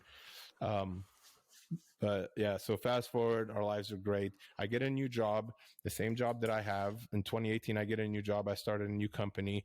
And I'm still there today. This is the longest job I have ever held in my life. Prior to this, I basically make it past a year, and that would have been the longest job I ever had, or career, or whatever. A year and a half tops. Everywhere else I was working with the Romanian construction people, you're not getting fired from there. I don't care. They'll even if they give you less money, they'll bring you back one way or another. If you screwed up, you're coming back to work on Monday. I promise you. There's always a way to reel you back in. But I'm saying like a real job, right? Where you have to pay taxes too. Like that. And I never had one that long until now. In 2019, 2020, I was able to get my wife her first car. And keep in mind, I'm in my 30s now. Like this is stuff that people did, my friends and people that got married. They've done this stuff in their 20s. They bought their houses in their 20s. They started their businesses in their lives. And I'm here starting at like ground zero, at 32 years old, negative $200. I came here. I had to borrow money from my brother just to get rolling again. You know what I mean? And with the help of God, man, and all these people and family was such a huge thing for me. I know not everyone's as privileged as I am to have family and that kind of support around me. Without them, I don't think I would have found a way out of that, man. So I feel for those guys that come out of jail because they're in there for an addiction problem and they have nowhere to go and they have no family either. Like they don't have a crutch to get them through the first few months, year, whatever of their life. It's that much harder for everybody else. And that's why I feel like this whole system has failed completely from the top all the way to the bottom. It's completely failed. It's meant for a lot of it to keep people in that cycle. Plain and simple. I experienced it. And if you or any of you guys have friends, I don't mind talking to them. Dude, If someone, I'm so glad if you said someone that. needs to 'Cause, reach out, yeah, someone came to mind as you're someone talking. So if you're interested, man, I got someone that and talk to. there's parts of groups that I was and stuff that I've spoke out, and I was able to shine some light for some of these guys and say, hey, look, this is what happened with me. You don't have to do what I did, but this is what happened with me, and you can see if it works, right? Yeah.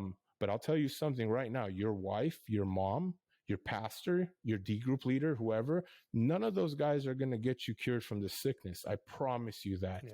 There's not Yeah. a system. There's not a rehab. There's no 12, 50, 80 step program. There's none of that's going to help until you've come to terms with yourself, that you have that issue, right? And I know it sounds like it, people just say it now so much that people don't even pay it. But until you are genuinely ready to make a change, nothing is going to help. Some people wake up in the morning and talk to a tree for 12 minutes because that's what helps them fight their addiction. I'm not even joking. Some people have to squeeze a stress ball 4 hours a day to get through their addictions or whatever. Everybody does their own thing. I'm telling you what happened with me. I said, I've tried everything else. Let me give this to God and see what happens. And it worked for me. It's the greatest move that I made in my life, hands down. And now I'm able to tell even people at work. There's a guy who came up to me and said, hey, I started taking these, I started taking that, and now I can't stop. I'm like, look, man, until you're ready to completely stop, come back and talk to me. Then months later, he comes back. I tell him what to take for about 4 or 5 days. And then after that, cut it completely out. Here we are almost a year later. This was during the pandemic. And this dude is free of that stuff. I didn't do it. God put all this together, bro. And it's hard for me to talk about God at work, especially when you're working with a bunch of rednecks and stuff, and like, white collar, blue collar Americans, you know what I'm talking about? Rough around the edge kind of people. They don't want to hear that you're a wuss. They don't want to hear that this and that, Right. So and Ben knows because I think I FaceTime with him, but I have little Jesus bobblehead on my dashboard at work, and that bobblehead has sparked more stories and more talks about Jesus than I would have ever been able to do it. I didn't know why I got that or put it there, but that's what that led to that guy going and finally reading his Bible, cleaning up his act, setting his priorities straight. And it all started because of a bobblehead that I put there that I was ridiculed for. It's like, why do you put that bobblehead on that's blasphemy. Oh, really? Tell that to God. Tell that to God, because he just gained another soldier. You know what I mean? Tell that to everybody else that came in my van and asked about that Jesus. And that was my token to start talking about something that I can possibly have to offer them. You know what I mean? Heck yeah. I don't care how your perspective of how you see the way things that I do might not make sense to you, but bro, they work for me. And what works for me might not work for you or Ben or anybody. Sure. Wow, dude. Man, this is a whole different Rafa. So yeah, this is a whole different Rafa. Here we are. This bro. is amazing. Great. Like, I wanted to cry earlier, dude. Like when you're talking about Jenny and the kids, and you're getting the house ready, and you got to buy her car. Like I was like literally like, don't cry, don't cry, don't cry. Yeah. Hey, with Jenny, man, I'm telling you, like, I've grown more with Jenny in the last year than I have all 16 years of my marriage so far. I've grown more the last year. She stayed by you. Nobody would have put up with me, bro. I'm telling you right now, any other girl, American, Romanian, whoever, say what you want. If it was me even, I would have been out the door the first year this crap was happening. 15 years, bro, she waited. Between me and my wife are finally best friends at year 16 of marriage. Do you understand? Like, all that stuff, if anything, made us stronger. I feel like going through that, there's knock on wood, whatever you guys do, stuff. I hope that I don't ever have to go back to the depths that we were in our relationship. I think we were there for a reason, to strengthen us from here on out and be an example for our kids, because in the end, that's all that really matters is what we can do, setting up our kids to try not to deal with some of the stuff that we went through, right? Setting them up in life, financially, spiritually, morals and stuff like that. That's what we live for now, is to make sure that our kids have that set up for them. And I'm scared for them. I am scared for these next generations of kids, because, and I think I talked to Ben about it not too long ago, where keep in mind that right now, if you have a headache, you go and take a pill, it's gone. If your private parts don't work, you take a pill, it works. If you're fat, you take a pill, it makes you skinny, but with consequences, but it works.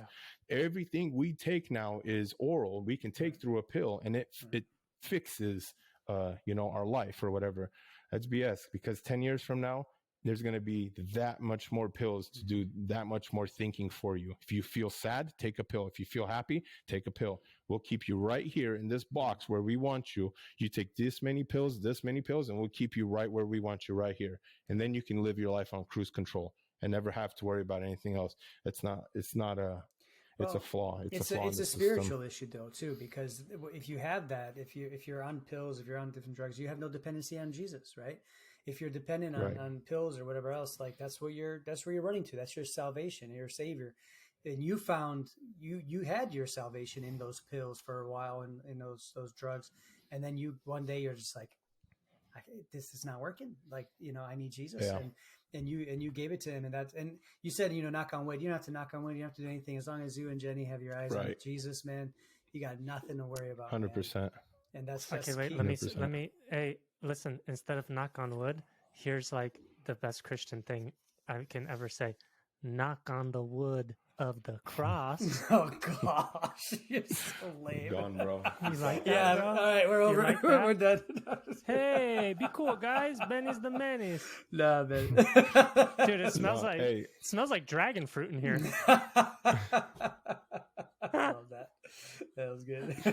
Hey, no, honestly, bro, if my story or what I went through can help one person, I'm happy. Yeah, it's gonna help a lot more than that. This makes this 42 helps. subscribers. I love that. Hey, I only need one, man. If I have one, then it was worth me coming on here and saying what I said. Yeah. So, in the end, I'm happy. I'm happy you guys gave me the opportunity, the platform and stuff to say it. I did have to tread lightly. There's a lot of stuff I left out for specific reasons. Sure. I just wanted to lay it out there. I don't want my kids to say, now they're getting older, they're going to start getting involved with some of the older generations. Do you know what your dad did when he was born? Yeah. Shut up, fool. They can listen to it online.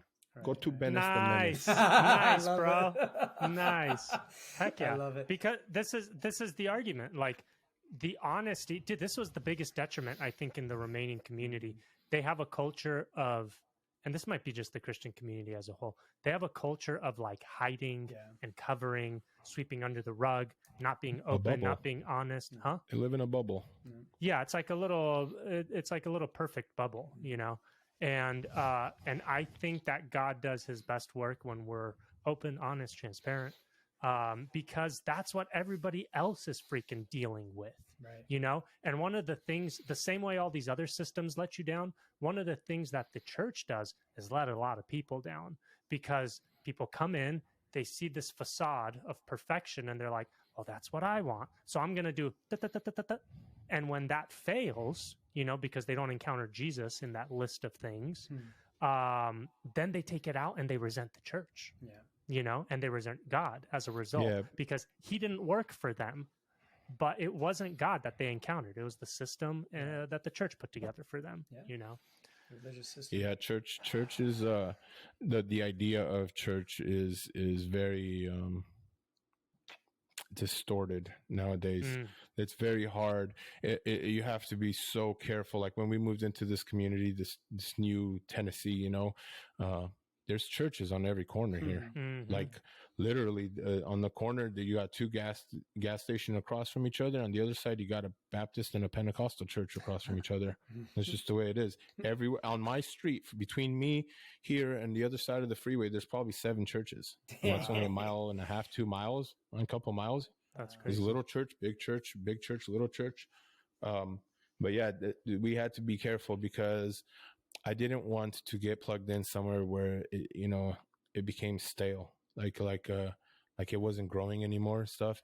I was on such a roll on fire with this, and going out of town during that period of time when I was out of town, it was so difficult to stay on track, because you don't have a church. You're constantly moving from site to site, hotel to hotel. You're only home here. You can't. There's no structure at all. Bro, You know what I mean? Rafa, And it's I'm so dangerous. proud of you, man, for sticking that through. Because Thank you, bro. when you told me that earlier, I was like, man, dude, how'd you do that? Like, how'd you not fall back into that? You know, it's the opportune time. It's the perfect time. Nobody would have saw anything, you know, but you knew. And that's where true change, that's how you could tell like true change was happening in your heart and your life. Because if it wasn't true, you would have been right back into it, man. But you had a true encounter with God. You were honest with him, sincere with him. And he is like, all right, he's ready. He's ready. Let's do a work now, you know? And I think if you stay close to God, man, you don't go back to experiencing things like that anymore. I agree. I'm sorry. And if you do, you have a different perspective on it, like an easier way to get out of it.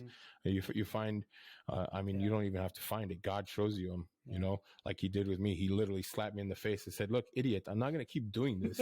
You know, take the freaking deal and go get yourself cleaned up.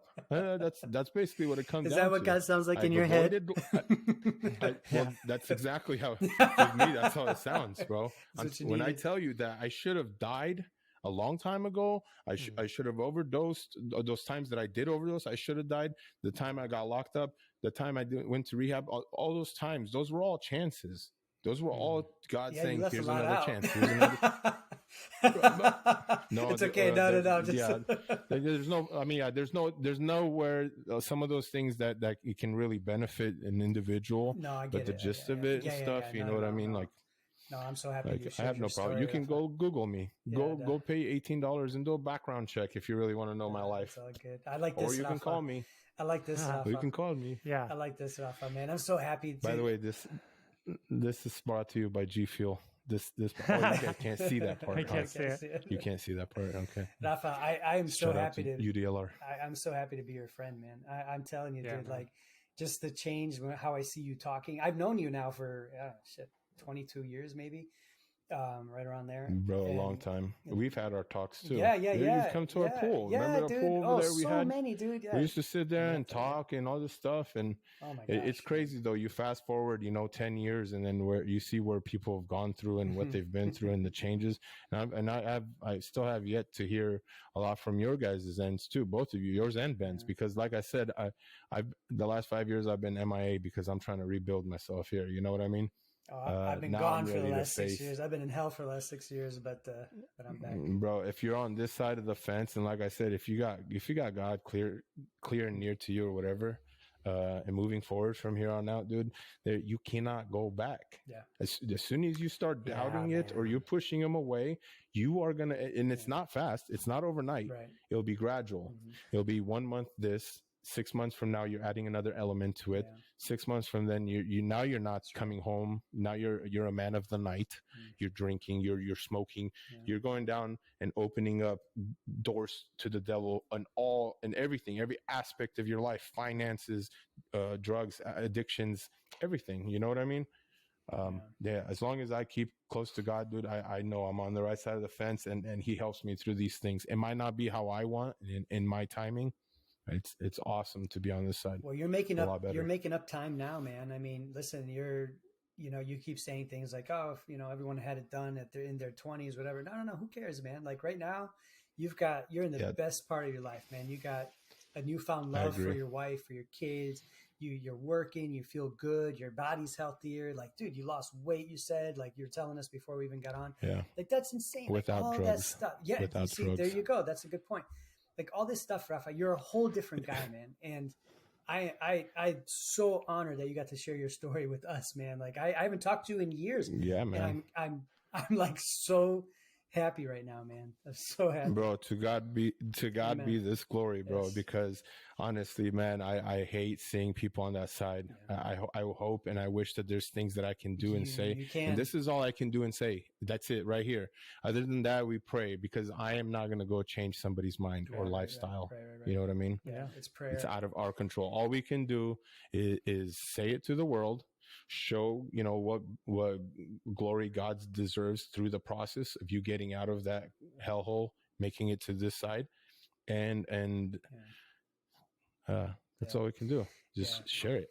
you wanted it, man. You wanted it. And then, and God saw that, and the Holy Spirit came and helped you every step of the way. You know, the cool thing about it, Yeah. Rafi, is he never left you. Like, you know, you were blessed, you know, you were blessed when you were born, right? Your parents brought you to church and they prayed over you. And, you know, however your life went and whatever different directions and ways, he never left you, Rafa. And that's the cool thing about it. When you look back, and if you look back your life and take account, like you ran, you did That's your the best thing. but he never left you, man. He was always there. Yeah. And That's why I'm happy, dude. And that's why I keep telling myself over and over again, like, I am so happy that I got that chance, this last chance that I got. I am so happy that I had that one last chance. You know what I mean? I wouldn't have known if I would have got another chance after that. It might have been my last shot. Yeah. I don't know. Yeah. You know, every year, it could have gotten worse and worse to the point where I'm not around anymore. For whatever reason, I had to be here, whether it's for my wife, for my kids. I don't plan on leaving a legacy or anything. I'm here to do God's work wherever I can and however I know how to do it. I'm not going to go and open and start Bible studies and stuff. I'm not prepared for that yet. I got a long ways to go. But I am part of groups and stuff, and it's been keeping me in check. You have to set up boundaries. You have to set up accountability. It's a job in itself to fight addiction every day, bro. Every day you have to wake up and fight it, you know, one way or another. And it might not even be direct. It might be completely indirect. You're just having a bad day that ends up having a bad week, that ends up having a bad month, and now your whole life's falling apart. You easily go back to what you were doing to numb it or to feel comfortable. And that's the important thing about sticking with Jesus every day, right? Like it's an everyday thing. I don't even say daily now. I say hourly because I'm such an idiot that like if I just did it once a day, like and spent time with him, I'd be right back where I was. It's an hourly thing for me now. It's like, dude, when I'm away from it, like I feel weird. I'm like, no, I need to go back to Jesus. But dude, imagine what I was thinking about as you're talking. Like you went through like hell, Rafa. Not your mind, your body, your family, your immediate family, your extended family. You went through hell, dude. So like, you know how your life, like you're like, all right, well, you got your kids, you have to buy cars for them soon. They're like, and you got two because they're twins. Like, and you got a third one that's even no. But here's what I want to say. Start that business, bro. Or that too. But you know what I'm saying though here is that you already went through so much worse things, more difficult things. Like what you have ahead of you now is nothing compared to what you have. Like you can. I hope so. Oh no, dude! Don't believe it, man. So. Because it might not necessarily. God doesn't promise us like comfort and an easy road ahead. Right. You know what I mean? All the apostles, arguably after they met Jesus, their lives got really bad. Yeah. That's so true. and even Jesus, his life didn't end up that great. You know what I mean? No, he doesn't 100% promise us right. that. But what he promises us is that everything will work together for the good for those who are in the Lord and called according to his purpose. Those things that will come, we now have different tools and different filters in our brain and a different spirit in our heart to deal with whatever comes. It doesn't matter what comes. It doesn't matter what comes. I love that, Ben. We have a different way of handling it because now we have the Holy Spirit inside of us and he lives through us, right? And it doesn't mean it's going to be easy. That's not what that means, dude, at all. But arguably God gets more glory when we suffer well. And that's what it's all about, man. That's what it's all about. This life is hell. Like this is best thing that I'll repeat over and over again. One of the best things I've ever heard. For Christians, this is as close to hell as we ever are going to get. And for non-Christians, this is what's so sad. This is as close to heaven. Though? This is as Can close to heaven. Can you imagine though how much worse hell is? This is but listen. Imagine if this is your heaven, this earth now, this life, all the shit you just described. Sad. This is their heaven. This is as good as it gets, bro. That's brutal. That's heartbreaking, man. Yeah, for sure. Heartbreaking. It's not. The battles on this side that I'm facing now is completely different demons that I'm fighting. What I fought 6-7 years ago. Completely different. So, and like I said before, 6 years from now, it's going to be something different. God forbid, but let's say my kids grow up, go to college, and they start experiencing some of the things that I went through.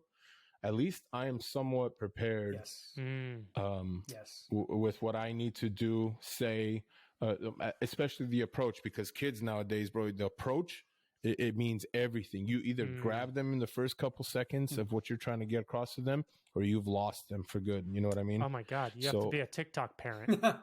Yeah, I gotta show it. Like, if I want to talk to my kids now, I gotta have an appointment. Like, I gotta set it up in freaking Google. What's it called? Calendar. And then a little bit off here, the internet's getting slow, and all hell breaks loose in the house. Oh man, right? Dang. We need more devices. No, it's a dangerous, slippery slope with kids, bro. With what's going on today, and I'm thankful, and I hope and pray and wish on everybody that they don't have to go through something like this. You do not want a story like that to have a reason to follow Christ. You do not want that. Right. All I did when I was younger in church, listening to some of these older people that are giving their testimonies, I'm like, oh man, I wish I have a story like that, to glorify God. I wish. Well, he answered I don't your wish prayer, that anymore. sucker. I don't. It got answered, and I do not wish that on anybody, man. You don't want to have that cool story. What you really want, and the only important thing is to have that relationship with Christ. That's it, bro. This is another thing I've heard. You want to have a boring testimony? Yeah. Oh, what a freaking grace that would be, to just have a boring ass life and a solid relationship with God. I'll take that over adventure and trials, and I'll take that any day. Hey, and just so you know, a pattern with both you and Dennis that I've noticed, you guys have both said that that people would say oh, I wish I had an experience, or I wish I experienced God or a relationship with God like you have now. And the reason you have that is because of the shit you went through that freaking got you to this point. Right. And that's what you don't want to go through. Yeah. You know what I mean? Yeah. So it's fascinating how God knows exactly what each of us needs to go through in order to get us where he needs us to be. That there's no other way around it. And everybody's path looks different. Yeah. Everybody's path is going to look different. Mine looks different from Rafi's from Dennis's, Right. and so on and so forth. But the end is the same. The end is Jesus, man. And man, I've got friends that didn't go through anything. They didn't go through anything in their teens and their 20s, and now they got some stuff going on, and it's like, bro, you're in your 30s. You're pressing 40. Hey, the stuff we do now, there's no coming back from. Yeah, it's hard. I mean, I shouldn't say that, but there's consequences now that in 10 years, if we did some stuff when I was 15, 10 years later, I'm 25, I could still rebound. I could still press Control Alt Delete and start over. You know what I mean? But you start screwing up in your mid 30s, late 30s, early 40s, dude. That's going to be some stuff that there's no resetting from. You know what I mean? Because you're a grown ass man. Yeah, and it affects other people and things now. And you got other people around you, man. Especially got wife and kids and stuff too. It's a lot harder to go through something right now, dude. In your 30s and 40s. I agree, so and I feel for you guys. I feel like there's an awakening though. There's a movement of God in people around us, kind of in this age range, in their mid to late 30s, maybe early 40s. And people are just waking up, man. And I think it's a Holy Spirit thing. This is part of it, not that we're contributing to it yet. Hopefully by the grace of God, people hear this kind of stuff and grow and are edified. But I think, look at me, I'm 36. I'm going to be 37 in a couple months. You're 38 in a few months. You're 43 in a few months. And then we've got Dennis, the Bible study group. Those guys are going through some stuff too. And they're coming out of it on the back end, better. Right. And it's just I don't know. I just feel like God's really doing a work, man, in a lot of people's lives around us. And these are testimonies to that. I definitely see it. Yeah, I definitely see it. I think we're getting to a point in civilization itself that there's some things that are about to get really, really weird here. It's close in the next couple of years. Oh, really? I don't want to go and start a whole new leg of everything because on my end it's getting kind of late too. But we got 15 minutes, bro. Okay. Whatever you can do in 15 minutes, whatever damage I'll allow deal. it for me. Deal. No damage. Who cares, bro? No, but I genuinely do believe that we are getting again to a point where God is going to put his foot down and say enough is enough again. Yeah. What do you mean again? So I don't know. There's the Tower of Babel.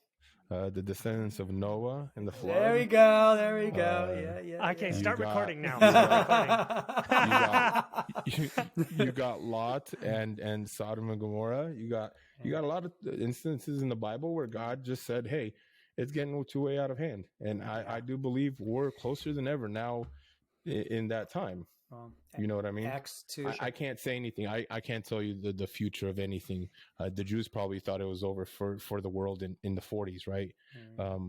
But here we are, and I genuinely believe that we're coming to a day and age where we need to see more people get closer to God. We gotta put this thing in overdrive.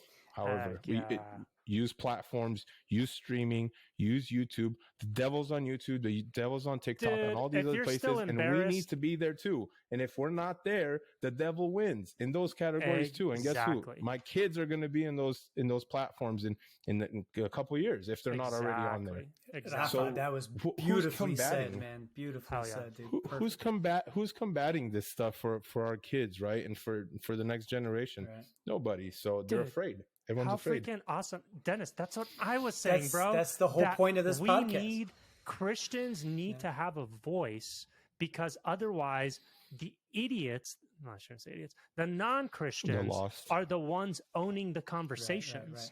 Right. And we're on the internet, we're on YouTube, we're on Instagram, we're picking and soaking all that stuff in. Right. And so are all the younger people, so are your kids, so are all this. If we don't have a presence, if Christians don't have a presence on there, don't own conversations about things like aliens, about things like transhumanism, about things like the medical system. It's not even pushing back. We don't have. It's not that we have to push back. We just need to have a voice out there. Exactly. Somebody needs to do it. Right. Just have the discussions. Just have the discussions. Yeah. I'm not saying to get on there and start bashing the lost people and pushing them out and stuff. I'm not. Get on there and make a case with your life, with the people around you, their lives and their stories and stuff. Whatever you got to do, testimony, if you got to go door to door, whatever you got to do, you got to get on these platforms. I'm telling you right now, because 2-3 years from now, but there is not going to be good versus evil anymore on there. It's just going to be pure evil. It already is. For sure. It already is. 90% of it plus is all evil stuff, demons and worshiping this and that, and people going on live now. Have you seen some of the lives on like TikTok I don't and go stuff? on the lives. I'm scared. I don't go too much, bro. Like I turned the option off. The lives don't show up on my feed or whatever. I do it more for just whatever entertainment, food, stuff like that. But there is people on there doing the devil's work on live. They're not even hiding it anymore. They're bringing out Ouija boards and this and that and candles and putting on masks and stuff and looking like altars and sacrifice, and they're letting it happen and nobody's banning it. Yeah. You can go on there and post and say, hey, I don't know, this is they have the freedom of speech on that end, right? To use the devil on their platform. Sure. But you as soon as you start putting God and stuff in Jesus and what he's done for you on those, automatically now it's anti whatever, and it's discrimination, this and discriminating it's hate against speech. Right. Like it's such crap, man. It's disgusting. Like we need new police online. We need a new godly police. Holy Spirit, police. Rafa, man, do you know how many people will listen to your story and they'll take it? There's so many people that have the same issues that you went through. There's so many, and they're so quiet, right? Especially in the church, because they can't talk about it. Yeah, right? Don't be quiet. Yeah, I'm but gonna stop you there. Like, don't be quiet though. Right. Reach out, man. And if you guys need to call me, or if anybody that send them my way, I'll tell them whatever I can to help them out. But don't stay quiet. Don't sit in your thoughts. Don't lock yourself up in the room. Don't do that crap. That's exactly what the devil wants from us. That's right, man. As soon as you shut down, he goes to work. That's it. Rafa. Who are you, dude? No, You're I agree. a whole I agree different with you, Rafa, Dennis, dude. 100%. I don't even know who you are anymore, man. This is so cool. Like I did not know what to expect. I haven't talked to you in years. I didn't know what to expect. And then when Ben, told me, hey man, talk to Rafa and he wants to come on, I'm like, okay, that sounds awesome. but I had no idea what to expect, man. Thank you so much for sharing, man. For being Yeah, man. vulnerable. Hey, letting God work anytime, through you. honestly. Hey, this is your way to thank God, right, for what He did in your life, like to Right. and that's a great idea. That's how I started off. That's the only reason I'm on here is to thank God, and hopefully, it touches somebody, reaches somebody, can help them out. Well, it edified me, and in some For ways sure. tonight just by listening to your story. I'm glad. And so thank you so much, man. I love you, dude. Yeah, man. And I can't wait to see you again in person. Hey, I love you guys too, bro. Can't wait to see you in person. Yeah, sometime. for sure. We're not too far away from each other.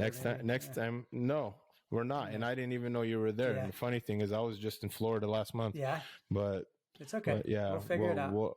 Maybe we'll catch up some. Yeah, we'll catch up somewhere. If not, maybe the next youth convention, Romanian youth convention. What? Maybe we'll do our own convention. We'll have another cruise, and it'll be a Venice the Menace cruise. Okay, where we invite all our friends, and our followers, and it'll be a alien theme convention. Everyone has to wear Speedos with some kind of extraterrestrial stuff. Yeah, I love you, Ben. Yeah, the best. Like these guys start wearing their pineapple shorts on these cruises now. We gotta wear this. I don't even want to. We gotta wear. Hey, but Rafa, on another note, though, man. yeah, good stuff, man. Thank you so much. But I'm gonna I'm gonna talk to a dude actually that I met recently who was going through a lot of what you were talking about, and he's actually a Romanian guy. He's in the church. He's married. He's got one child, and it just breaks my heart, like where he's going through. Yeah, and so it's like blaring in my mind right now. Like, have Rafa talk to him somehow. So I'm gonna try to connect you two. I'm gonna ask him if he's open to it, and then try to if you're cool with it.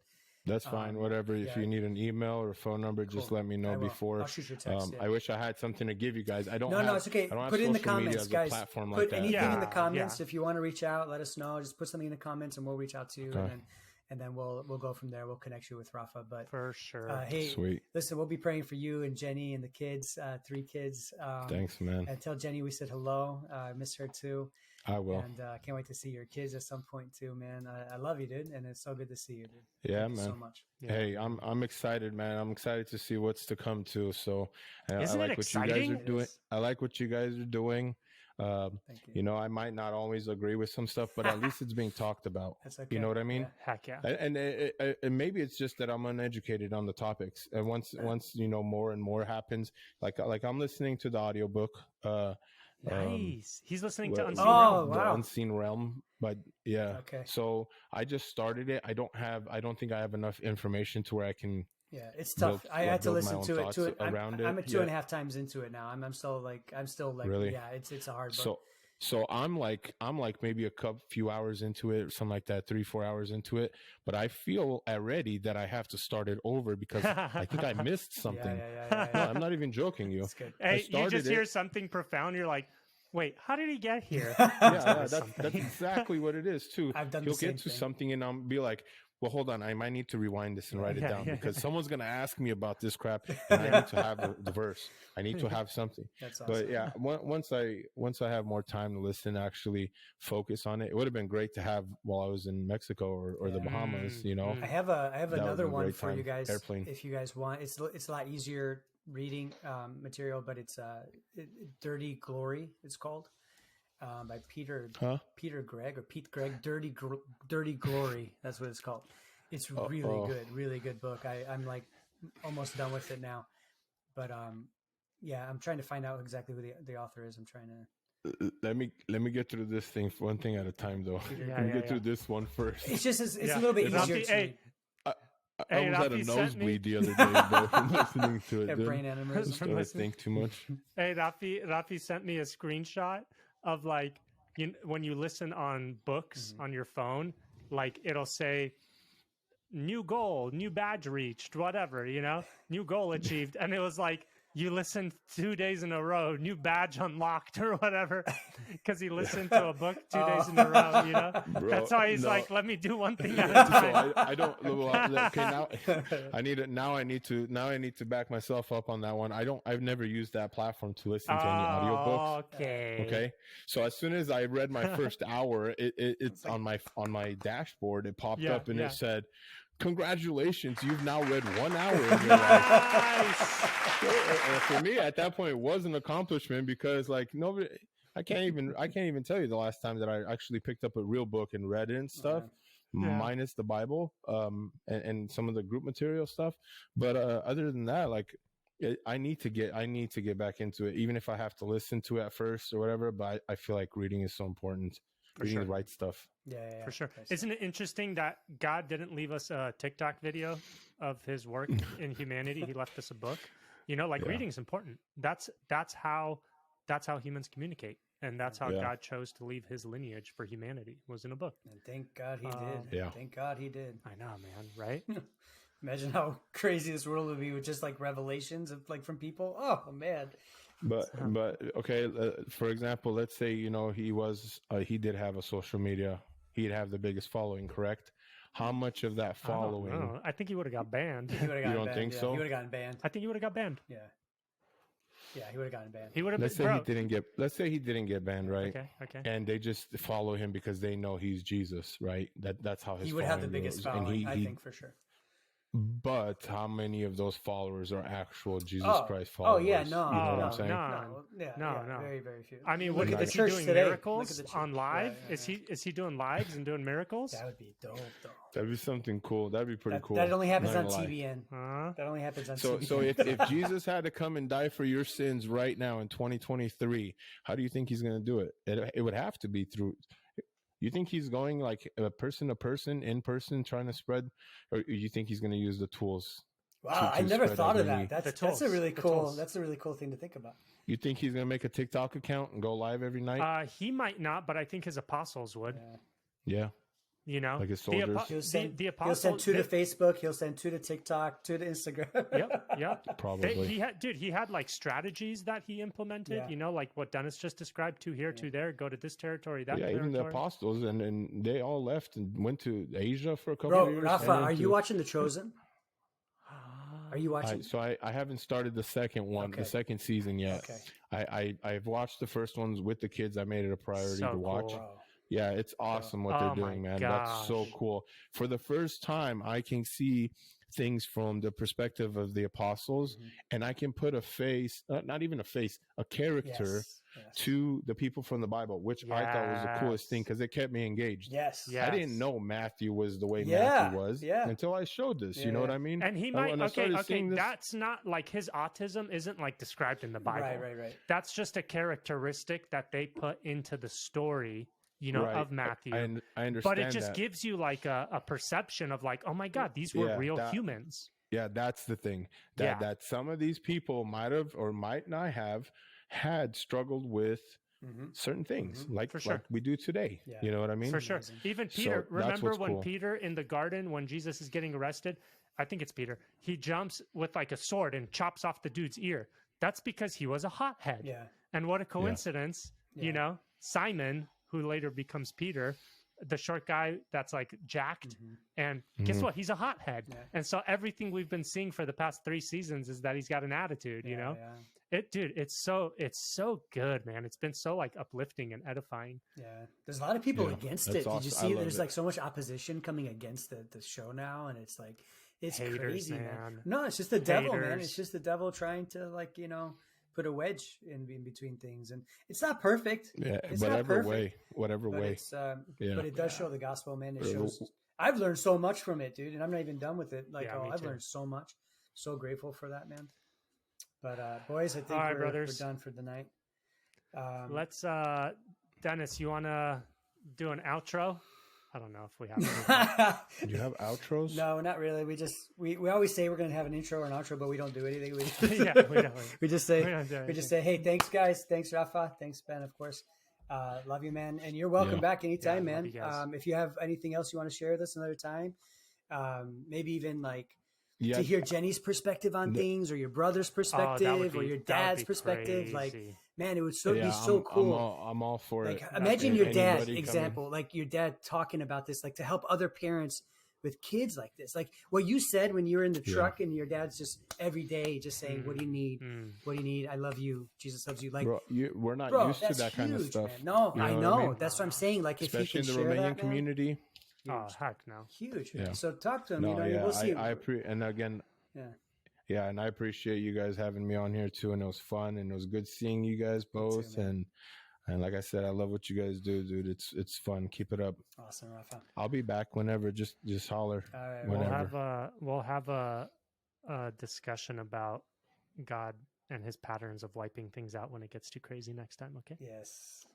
100%, dude. I'm down for that too. Dope. All right, I guys. love those conversations. I love them all. Have a good night, Thank you guys. guys. Thanks everybody for easy. watching. Thumbs up, like, follow, subscribe. love. Hey, we got to start saying that stuff on the Yes, front end I know. because We're so people bad. don't make it all the way to We're the the back worst. end. So we're so bad. Doesn't But matter. we still got 42 followers, baby. Suck it. Right All on. right, guys. Take care. Cool. Have a good night. All right, guys. All Thank right, you. guys. Have a good night, Have- guys. You too. Have a good night. Good night. Peace. Man, how great was that? Did you stop the recording? No, should I? Oh, wait. Nah, you could keep it Dude, going. how It's fine. great was that? Dude, Yeah, Dude man. Rafa's a whole new guy. yeah. He's a whole I new know, guy. I This know, is I know. crazy. Oh, it's so good. Okay, so listen. The reaction you're having and the realization. coming back. I didn't even have to. Hey, we're I'm talking. over here thinking like Jenny's yelling at me like, "Why aren't you in bed? It's 11 o'clock." I'm here trying to close windows out and stuff and get out of the game. Is she picking you up, Cosman. or are you chilling there? No, I'm gonna ride back with my brother. Okay, cool. Oh, okay. All right. Yeah, Oh, no, dude, she went I'm home. just gonna clip this on the front end before we said bye. Do That was it, good. do it, play it back, and then now you could just say, "And we present so and so," whatever your intro is. Represent. yeah. Dude, how My funny. bad. So I left like an idiot. No, that was the whole point. Like, it was good that you left. It was good. Ben and I were just kind of fishing up. The first thing in my mind was like, these idiots could just stop the edit right there. Like, why am I leaving, bro? No. This is And okay. I hurried up to find the link. No. This is Alright, good. yeah, It that's was good. good that you're gone. We were just gonna shoot the shit a little bit at the end. We usually okay. shoot it after. Yeah. We're also still recording, but it doesn't matter. We could cut This it. is all good.